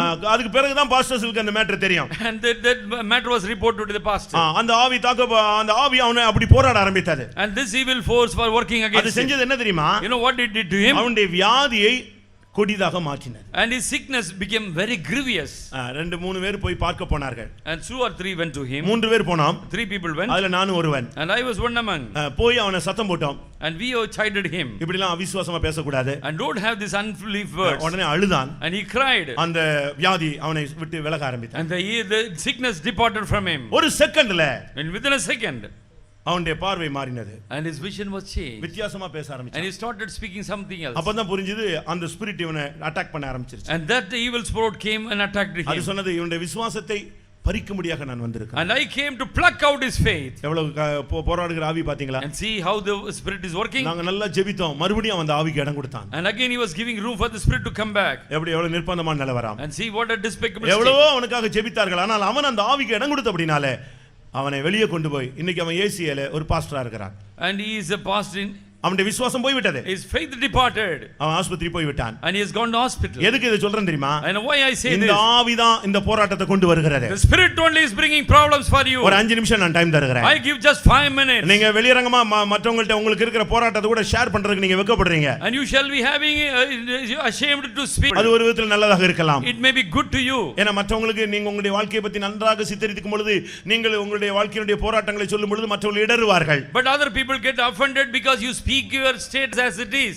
ஆனா ஒன்று, But one thing, உன்னுடைய உண்மையான நிலவரத்தை அறிகிற தேவன் ஒருவர் இருக்கிறார். but there is a God to know all the parts of your life. அவருக்கு nook and corner தெரியும். He knows all the nook and corner of your life. நீ இடம் கொடுத்தியா இல்ல அந்த வல்லமை உன்னை மேற்கொண்டு விட்டதா? Whether you are given room or the power was attacking you. யாருடைய போராட்டத்தினால உன் குடும்பம் இப்படி சிதைந்து போய் விட்டது? How your family is in disarray because of which problem? அது அவருக்கு தெரியும். God knows fully. ஆனா ஒன்று நிச்சயம். But you one is sure. இன்னைக்கு நான் சொல்றேன், இன்னைக்கு கர்த்தர் உன்னை நேசிக்கிறார், அதனால உன்னை இங்க கொண்டு வந்திருக்கிறார். Today God loves you, therefore God has brought you here. இன்னொன்று நிச்சயம். One is an assurance. உன்னை இம்மட்டுமாய் அழிவுக்கு தப்புவித்ததே தேவனுடைய திட்டம் தான். உன்னை விடுவிக்கிறது தான் தேவனுடைய திட்டம். It is the plan of God to set you free, therefore God has preserved you thus far. ஒரு 5 நிமிஷம் யாரும் கண்ணை திறக்காதீங்க. Please don't open your eyes for 5 minutes. உங்களுடைய வாழ்க்கையில் இந்த போராட்டம் அதிகரித்தால் வலது கையை மைத்து மற்றும் உயர்த்தி, கர்த்தாவே இந்த போராட்டத்தை நீர் அறிவீர், நானும் அறிகிறேன், எனக்கு இந்த வல்லமையின் மேல ஒரு அதிகாரம் கொடும், இந்த வல்லமையின் மேல் கட்டளையிட்டு இதை துரத்தி விடும், அழித்து விடும் ஆண்டவரேன்னு சொல்லுங்க. And just raise up your right hand if this spirit is working and attacking you,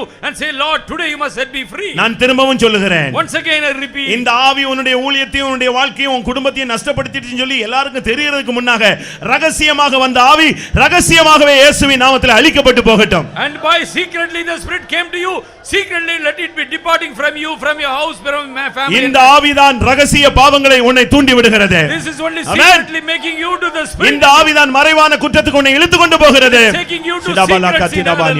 இந்த ஆவிதான் துணிகரமான பாவத்துக்கு உன்னை இழுத்து கொண்டு போகிறது. Taking you to presumptuous sins.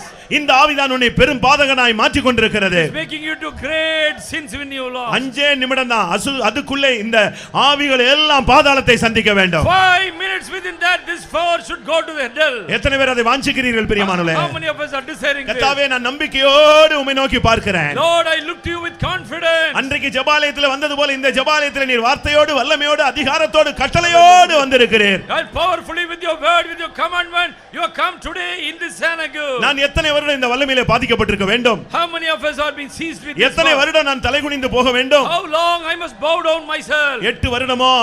By 8 years. 12 வருடமோ? Maybe 12 years. 18 வருடமோ? 18 years. 38 வருடமோ? 38 years. 40 வருஷமோ? 40 years. இல்ல வாழ்நாளெல்லாம் இவ்வளவுதானா? Lord, all my lifetime. இல்லவே இல்லை. No, it is not like that. இன்றைக்கு உன்னோடு போராடுகிற வல்லமைகளை கட்டளையோடு வந்திருக்கிறார். அழிக்க முடியாத கட்டளை. God has given his commandment to destroy the force. இப்பொழுது பரிசுத்த ஆவியானவர் நம்முடைய மத்தியிலே வியாபித்து இறங்கி ஆளுகை செய்ய போகிறார். The spirit of the Lord want to reign upon us and operate. ஒரு சரியான ஒரு அக்கினி வரும் பொழுது இந்த ஆவியெல்லாம் எரிந்து சாம்பலாகி போய்விடும். And we are going to be reduced to ashes if correct spirit comes upon us. ஏய் டபானியான் கத்தனா, ஏய் டபக்கர பக்கத்திட பக்கத்திட பனம் திட பனம். ஆமென். யாரும் பரிசுத்த ஆவியை கட்டுப்படுத்தாதீங்க. Do not control the Holy Spirit within you. இப்போ உள்ள நேரம் காலம் என்ன தெரியுமா? You know what is this present time? அபிஷேகத்தினால் தான் விடுதலை, வேற எதிலுமே விடுதலை கிடையாது. By Holy Spirit alone we must have the deliverance. இந்த சத்தியம் உன்னை விடுதலையாக்கி கொண்டிருந்தது. The truth was setting you free. ஒன்று குமாரன் உன்னை நேரடியாக வந்து தொடுவார், இல்லாவிட்டால் ஒரு அபிஷேகம் உன்னை தொடு, நீ விடுவிக்கப்படுவாய். The Son of Man or the Spirit will touch you and you shall be relieved. சரியான ஒரு வல்லமை. நீங்க யாரும் வெட்கப்படாதீங்க. Don't be crestfallen, don't be having shame. அபிஷேகத்துக்கு வெட்கப்படாதீங்க, அபிஷேகத்தை கட்டுப்படுத்தாதீங்க. Don't control the Holy Spirit, don't be ashamed of. உங்களுடைய நோக்கம் எல்லாம் விடுதலை மாத்திரமாகவே இருக்கட்டும். And your ambition must be deliverance today. உங்களுடைய நோக்கம் எல்லாம் பிசாசின் கிரியைகளை அழிப்பதாகவே இருக்கட்டும். Your goal must be hallelujah. only to destroy the power. உங்களுடைய நோக்கம் எல்லாம் பிசாசின் தலையை நசுக்குவதாகவே இருக்கட்டும். Crushing the head of the devil. Hallelujah. உங்களுடைய நோக்கம் உன் புருஷன் விடுவிக்கப்பட வேண்டும். Your husband must be relieved. That is your plan. உங்களுடைய நோக்கம் உன்னுடைய ஊழியம் விடுவிக்கப்பட வேண்டும். Your aim must be, your ministry must be delivered. உங்களுடைய நோக்கம் உன்னுடைய சபை விடுவிக்கப்பட Your வேண்டும். church must be relieved.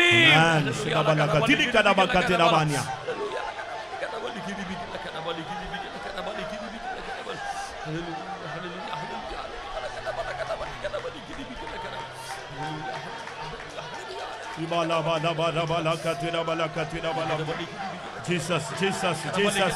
ஆவி எங்க உண்டு அங்க விடுதலை உண்டு. அன்றைக்கு ஜெபாலயத்தில் வந்தவர் இன்றைக்கு வந்திருக்கிறீர். ஹalleluya.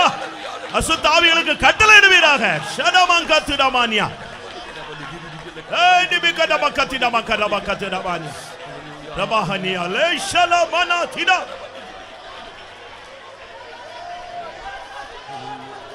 ரிபாலா ஷடபலகத்திடிகடபலகத்திடா.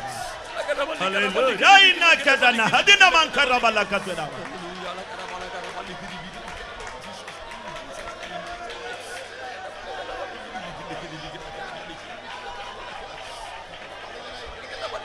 Ribala bakatira balakatira. இயேசு என்னும் நாமத்தில், இயேசு என்னும் நாமத்தில் பேய்கள் பறந்தோடு. இயேசு என்னும் நாமத்தில், இயேசு என்னும் நாமத்தில் பேய்கள் பறந்தோடு. இயேசுவின் நாமத்தில் இருக்கும்போது யார் நமக்கு எதிராய் நிற்பாரும்? இயேசு இயேசு நாமத்தில் ஜெயம் நமக்குண்டு. இயேசு என்னும் நாமத்தில், இயேசு என்னும் நாமத்தில் ஜெயம் நமக்குண்டு. இயேசு என்னும் நாமத்தில், இயேசு என்னும் நாமத்தில் பேய்கள் பறந்தோடு. இயேசுவின் நாமத்தில் இருக்கும்போது யார் நமக்கு எதிராய் நிற்பாரும்? இயேசு இயேசு நாமத்தில் ஜெயம் நமக்குண்டு. இயேசு என்னும் நாமத்தில், இயேசு என்னும் நாமத்தில் ஜெயம் நமக்குண்டு. ஆமென். ஓ இயேசுவின் நாமத்தில், நசரேனா இயேசுவின் நாமத்தில் ஓடு.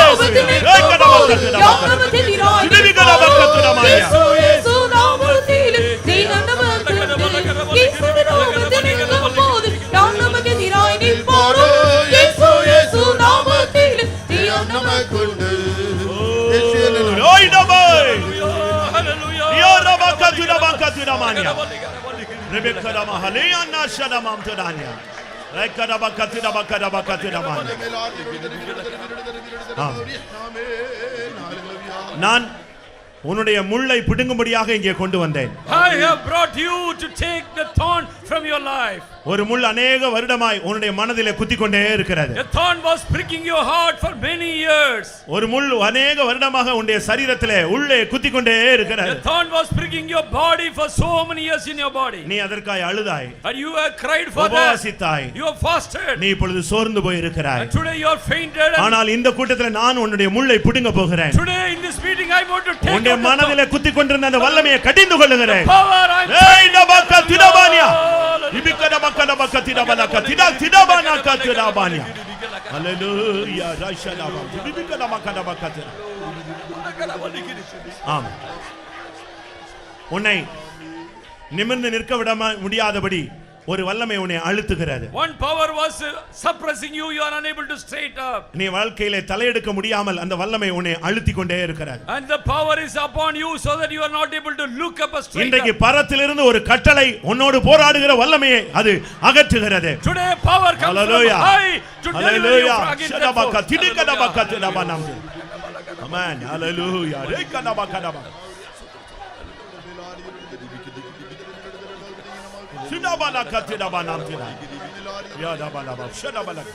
ஆமென். ஒரு அபிஷேகம் நம்முடைய மத்தியிலே இறங்க ஆயத்தமா இருக்கிறது பிரியமானவர்களே. Anointing is going to come upon us. It is ready. இது அழக்கூடிய நேரம் அல்ல, உரிமையோடு விடுதலையை பெற்றுக்கொள்ளக்கூடிய நேரம். Not the time to cry, Amen. but Hallelujah. liberty. Ask for the Spirit. நீ அந்நியன் அல்ல, தேவனுடைய பிள்ளை. You are not a heathen. You are a child of கர்த்தர் God. உன்னை நேசிக்கிறார். God loves you. உன்னை இப்படியே விட அவர் God விருப்பப்படவில்லை. doesn't want to leave you like நீ this. விடுதலையாக்கப்படுவது தேவனுடைய சித்தம். It is the will of God. You must be free. இயேசுவின் நாமத்திலே அந்த ஆவியை அவர் கடிந்து In கொள்கிறார். the name of the Lord is chiding your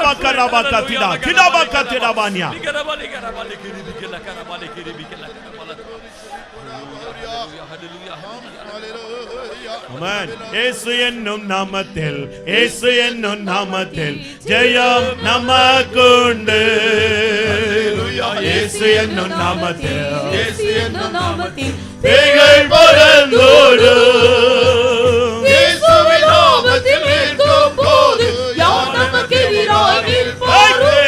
இயேசு இயேசு நாமத்தில் ஜெயம் நமக்குண்டு. இயேசு என்னும் நாமத்தில், இயேசு என்னும் நாமத்தில் ஜெயம் நமக்குண்டு. இயேசு என்னும் நாமத்தில், இயேசு என்னும் நாமத்தில் பேய்கள் பறந்தோடு. இயேசுவின் நாமத்தில் இருக்கும்போது யார் நமக்கு எதிராய் நிற்பாரும்? இயேசு இயேசு நாமத்தில் ஜெயம் நமக்குண்டு. இயேசுவின் நாமத்தில் இருக்கும்போது யார் நமக்கு எதிராய் நிற்பாரும்? இயேசு இயேசு ஜெயம் நமக்குண்டு. இயேசுவின் நாமத்தில் இருக்கும்போது யார் நமக்கு எதிராய் நிற்பாரும்? இயேசு இயேசு நாமத்தில் ஜெயம் நமக்குண்டு. ஜெயம் ஜெயம் ஜெயம். நாமத்தில் ஜெயம் ஓ நமக்குண்டு. ஜெயம் உண்டு. இயேசு இயேசு நாமத்தில் ஜெயம் நமக்குண்டு. இயேசு இயேசு நாமத்தில் ஜெயம் நமக்குண்டு. இயேசு இயேசு நாமத்தில் ஜெயம் நமக்குண்டு. இயேசு இயேசு நாமத்தில் துடபானியா சுடபல கரபகதுடமனா ரைகரபகதுடபகதுடமனா சுடாயிடபலமம் துடபகதிபகதிபகதலமங்கதம் ஹalleluya ஹalleluya ரனிமனா வரபலகதுடம மெய்யாகவே அசுத்தாவிலே அதிகமாய் பாதிக்கப்பட்டது நான் தான். எனக்கு தான் இந்த வார்த்தை, எனக்கு தான் விடுதலை தேவை என்று சொல்லுகிறவர்கள் யாராவது இருந்தால், ஒன்று ரெண்டு பேர் இருந்தா கூட நீங்க உண்மையாய் உள்ளத்தில் போராடி கொண்டிருந்தால் நீங்கள் கைகளை வைத்துங்கள். Suppose verily, truly God's commandment, God's word has come to me only because I am sorely vexed with problem. You can raise your arm. இந்த வார்த்தை எனக்கு தான். This word is for me. உண்மையாகவே எனக்கு தான் கர்த்தர் இந்த வார்த்தையை அனுப்பி என் குடும்பத்தை மீட்கும்படியாக தான் அவர் வந்திருக்கிறார் என்று எத்தனை பேர் விசுவாசித்து காத்திருக்கிறீர்கள்? How many of us are believing and on faith waiting that this word God is addressing to me? இது எழுப்புதலுக்காக சொல்லக்கூடிய வார்த்தை அல்ல பிரியமானவர்களே, பிரத்யட்சமாய் நீ வீட்டுக்கு போன உடனே இந்த ஆவியே இருக்காது பாரு. ஹalleluya. Amen. Hallelujah. அந்த ஆவி புறப்படுகிற நேரம் வந்து விட்டது. அந்த ஆவி கிளம்பக்கூடிய நேரம் வந்து விட்டது. ஆமென். இனிமேல் அது உனக்குள் வரக்கூடாது என்று கர்த்தர் கட்டளையிடுகிறார். இந்த நேரத்தில் உன் வீட்டை விட்டு உன் வாழ்க்கையை விட்டு போகிற ஆவி இனிமேல் நீ ஓட்டத்தை முடிக்கும் வரை உனக்குள் வரக்கூடாது, வராது என்று கட்டளையிடுகிறார்.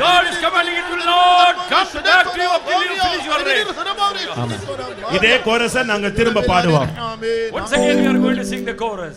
இயேசு என்னும் நாமத்தில், இயேசு என்னும் நாமத்தில் ஜெயம் நமக்குண்டு, இயேசு என்னும் நாமத்தில் பேய்கள் பறந்தோடும். ஆமென். எத்தனை பேர் அதை விசுவாசிக்கிறீர்கள்? How many are believing this word?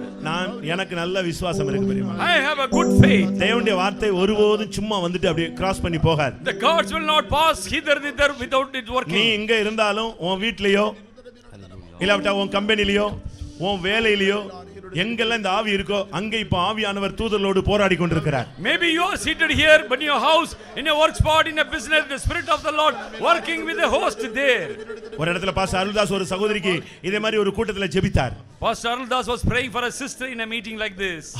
காலையில பாத்தீங்கன்னா நைட்டோட நைட் அந்த வீட்டு வாசல்ல புதைச்சிருந்த தேங்காய் அப்படியே மண்ணை பிச்சுக்கிட்டு வெளியே வந்துருச்சு, செயலற்று போய் விட்டது. And that coconut that was hidden in the door post, it came out, it was inoperable. இப்ப நீ தேவனுடைய சமூகத்துல இருக்கிற, இப்பமே யுத்தம் தொடங்கி விட்டது. Now itself the battle has commenced. உன்னோடு போராடின ஆவி இப்பொழுது ஓடும், அலறும். ஆமென். ஹalleluya. ஆமென். எல்லாரும் விசுவாசியுங்கள், தேவனுடைய வல்லமை உன்னை தொடுகிறது. Power is going to touch you, all believe. யாரா இருந்தாலும் சரி, உன்னோடு போராடினது அசுத்த ஆவியா இருந்தால் இன்றைக்கு அது நியாயம் தீர்க்கப்படும். The evil spirit is going to be condemned, judged today. ஆமென். எத்தனை பேர் வாஞ்சிக்கிறீர்கள் பிரியமானவர்களே? How many of us are believing and desiring? ஆமென். இனிமேல் இந்த ஆவியினுடைய போராட்டம் உன்னை விட்டு நீங்கிறது மாத்திரமல்ல, இனிமேல் இவனுக்குள் இவளுக்குள் வராதே என்று நான் உனக்கு கட்டளையிடுகிறேன். I command. ஹalleluya. இயேசு என்னும் நாமத்தில், இயேசு என்னும் நாமத்தில் ஜெயம் நமக்குண்டு. ஹalleluya. இயேசு என்னும் நாமத்தில், இயேசு என்னும் நாமத்தில் பேய்கள் பறந்தோடும். இயேசுவின் நாமத்தில் நிற்கும்போது யார் நமக்கு எதிராய் நிற்பாரோ? இயேசு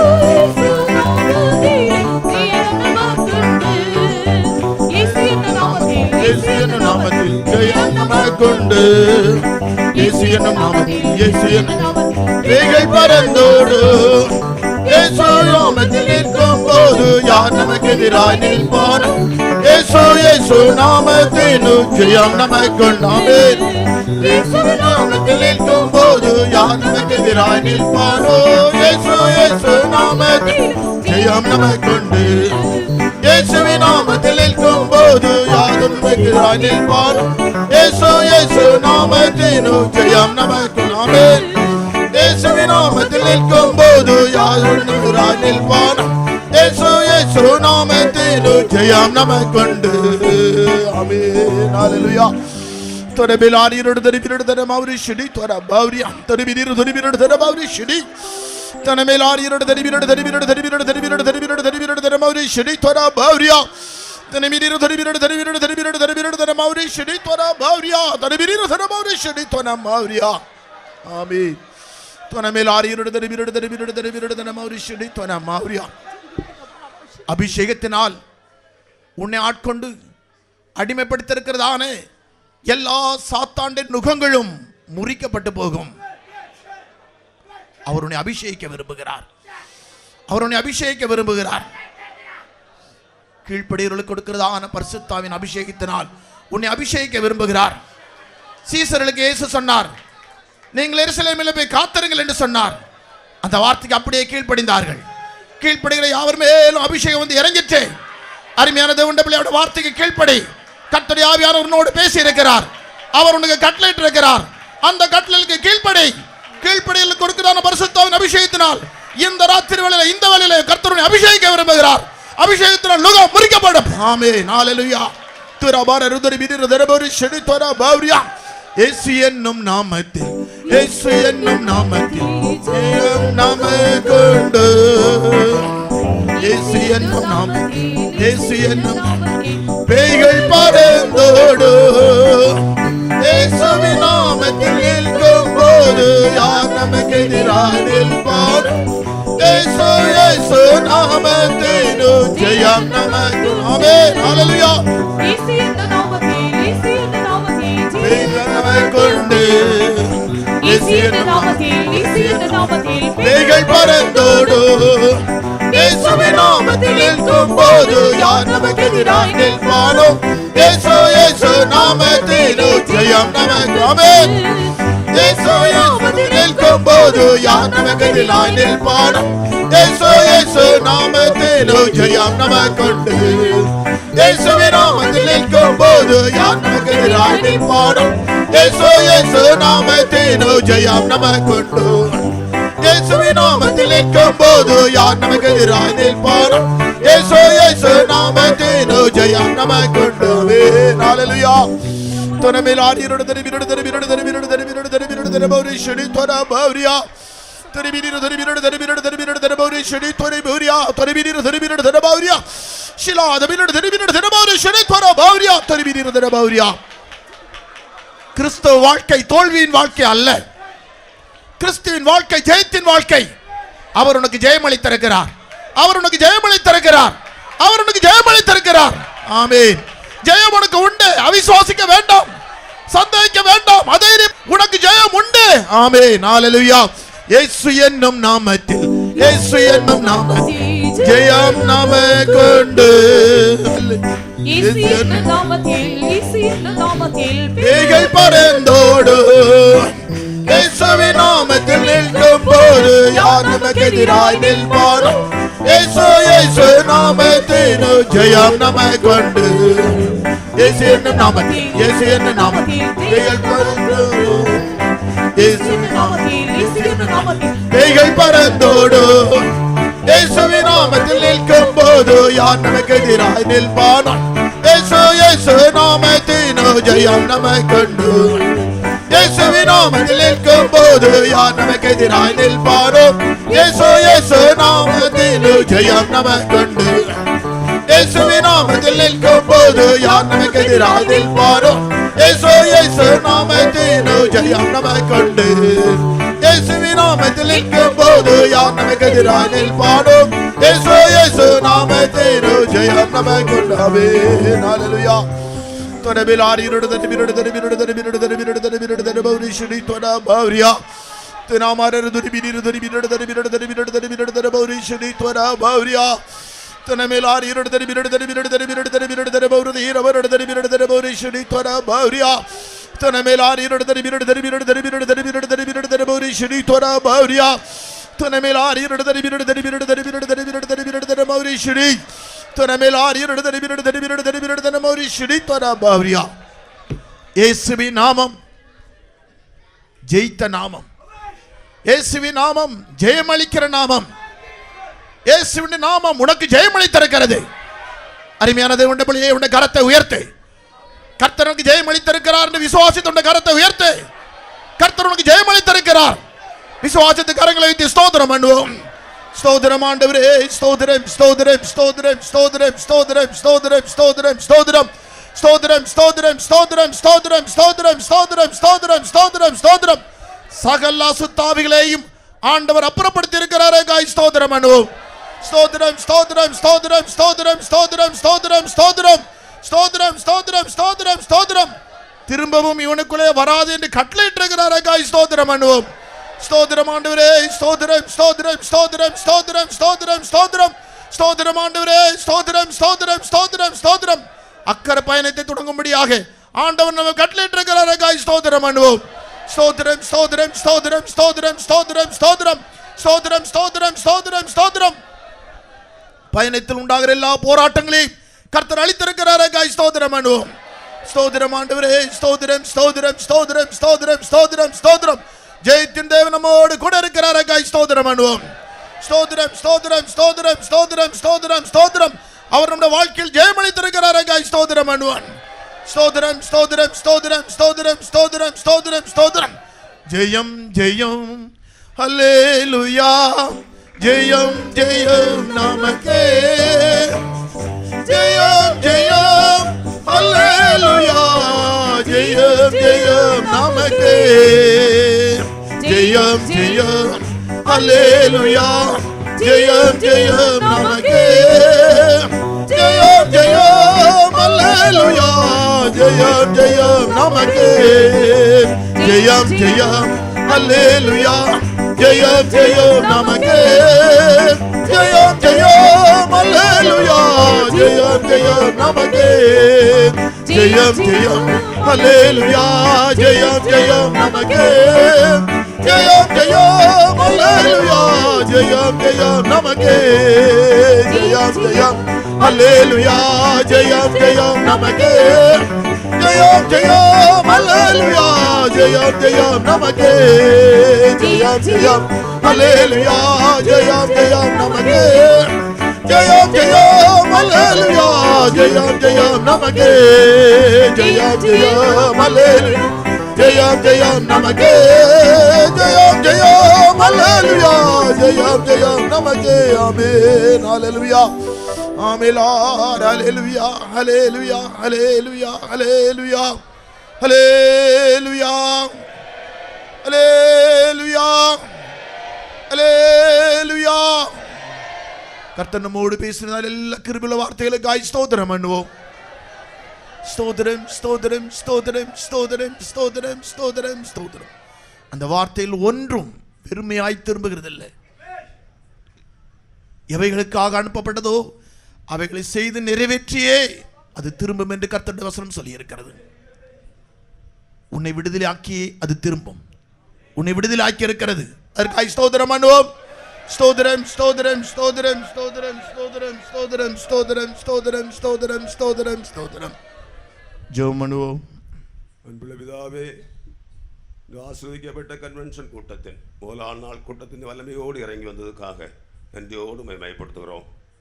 தேவ ஜனங்களை எல்லாம் தடை நீக்கி கொண்டு வந்தீர். தேவ சமூகத்தில் வந்து பாடல் மூலமாக ஒவ்வொரு நீ பலப்படுத்தினதுக்காக ஸ்தோத்திரம். தேவனுடைய ஆவியின் வல்லமையினால் ஒரு நிரப்பினதுக்காக ஸ்தோத்திரம். தேவனுடைய வார்த்தைகளை நீ கட்டளிட்டதுக்காக ஸ்தோத்திரம். தேவனுடைய சமூகத்தில் வந்த தேவ ஜனங்களை ஆசீர்வதிப்பதே நம்முடைய சித்தமாக இருக்கிறதுக்காக ஸ்தோத்திரம். தேவ ஜனங்கள் ரட்சிக்கப்பட்டு இந்த பரிசுத்தவான்கிற ஐக்கியத்தில் வந்தும் அநேகர் பலவிதத்தில் வேதனையோடு சஞ்சலங்களோடு இருக்கிறார்கள், தவிப்போடு இருக்கிறார்கள். அவர்கள் தொழிலில் கஷ்டங்கள், மனதில் போராட்டங்கள், நல்ல சொப்பனங்கள் இல்லாமல் கெட்ட சொப்பனங்கள் மற்றும் பல விதத்தில் அலக்களிக்கப்பட்டவர்களாக சாத்தானுடைய தாக்குதலுக்கு உள்ளாகி பின்மாற்ற வல்லமையினாலும் தாக்கப்பட்டுள்ளாக இருக்கிறார்கள். இவைகளெல்லாம் சாத்தானுடைய வல்லமைகள் என்பதை விளங்கி கொள்ளும்படியாக நீ உதவி செய்ததுக்காக ஸ்தோத்திரம். ரட்சித்து இந்த பரிசுத்தவான்கிற ஐக்கியத்தில் கொண்டு வந்து அந்த பரலோகத்தின் அனுபவத்தை தந்தோம். இந்த வல்லமைகளுக்கு இடம் கொடுத்ததுனால ஜப ஜீவியத்தை இழந்து பரிசுத்தவான்கள் மேலும் உபதேசத்தின் உள்ள நம்பிக்கை இழந்து அவர்கள் தூரமாக இருந்ததெல்லாம் நசுத்த வல்லமைகள் இவ்விதத்திலேயான அவர்களை அந்த பாதாளத்து கொண்டு போகும்படியாக முயற்சித்தது. ஆனால் நீ இன்றைக்கு விடுதலையின் தேவனாக கடந்து வந்ததுக்காக ஸ்தோத்திரம். எல்லாவற்றையும் உணர்த்தி கொடுத்ததுக்காக ஸ்தோத்திரம். ஒவ்வொருளும் இருக்கிற நிலவரங்களை உணர்ந்து கொள்ளும்படியாக வசனத்தை தந்ததுக்காக ஸ்தோத்திரம். ஒவ்வொருளும் எந்தெந்த சாத்தானுடைய தாக்குதல், எந்தெந்த சாத்தானுடைய சுபாவங்கள் இருக்கிறதை கண்டுபிடிக்கவும் அதற்காக தேவசமத்தில் போராடவும் தேவனுடைய வல்லமையை பெற்றுக்கொள்ளவும் தக்கதாக உதவி செய்ததுக்காக ஸ்தோத்திரம். தேவனுடைய சமூகத்தில் வந்த ஒருவராயினும் அதை வீணாக்காதபடி நேரத்தை பயன்படுத்திக் கொள்ள உதவி செய்ததுக்காக ஸ்தோத்திரம். புதிதாக வந்தவர்களுக்கும் விடுதலை கொடுக்கும்படியாக சித்தம் கொண்டதுக்காக ஸ்தோத்திரம். நீ அவங்களை மனம் திரும்ப வேண்டும் என்று கட்டளையிட்டதுக்காக ஸ்தோத்திரம். யாரெல்லாம் உண்மையாக புதிதாக வந்தவர்கள் மனம் திரும்பும்படியாக, பாவத்தின் விடுதலாக்கப்படும்படியாக, இயேசுவென்று வரும்படியாக, அந்த பரலோகத்தை பெற்றுக்கொள்ளும்படியாக ஒப்பு கொடுத்தார்களோ அவளுக்கெல்லாம் நீ விடுதலை கட்டிட்டுக்கிறதுக்காக ஸ்தோத்திரம். தேவசமத்தில் வந்த ஜனங்களை நீ வெறுமையாக அனுப்புகிறல்ல, ஒருவரையும் புறம்பே தள்ளுகிறதல்ல. வருத்தப்பட்டு பாரசும் எல்லாரிடத்தில் வாருங்கள், இளைப்பார் தருவேன் என்று சொன்ன வசனம் ஆம் என்றும் ஆமேன் இருக்கிறதுனால உண்மையாக தேவ சொல்ல வந்த ஜனங்கள் இயேசுவுக்காக மனப்பூர்வமான இருதயத்தை கொடுத்தவர்களை நீ விடுதலையாக்குனதுக்காக ஸ்தோத்திரம், நீ விடுதலையாக்குனதுக்காக ஸ்தோத்திரம். தொடர்ந்தும் பரிசுத்த ஆவியானுடைய நடத்துதல் இந்த கூட்டங்கள் இருக்க வேண்டும் என்று கெஞ்சுறோம். அந்த எல்லாரையும் நீ ஆசீர்வதித்து அனுப்பும். தொடர்ந்து கிடக்கிற கூட்டங்களை நீ பொறுப்படும். நடத்த கூட்டங்கள் இடத்துக்கு கிருபை வந்ததுக்காக ஸ்தோத்திரம், பேச கிருபை வந்ததுக்காக ஸ்தோத்திரம். மீதியான விலங்களோடு கூட இயற்கையில் அனுலமாகி தாரும். இயேசுவின் நாமத்தில் கேட்கிறோம் பிதாவே, ஆமென். ஸ்தோத்திரம் பண்ணுவோம். ஸ்தோத்திரம் ஸ்தோத்திரம் ஸ்தோத்திரம் ஸ்தோத்திரம் ஸ்தோத்திரம் ஸ்தோத்திரம் ஸ்தோத்திரம் ஸ்தோத்திரம். നമ്മുടെ കർത്താവായ യേശു ക്രിസ്തുവിന്റെ കൃപയും പിതാവായതുകൊണ്ട് അൻപ പരിശുദ്ധന്റെ ഐക്യവും നമ്മളെ നേരോടും സകല പരിശുദ്ധവാന്കളോടും കർത്തൃ വരുക മട്ടും വരുന്നതാണ്. Hallelujah hallelujah.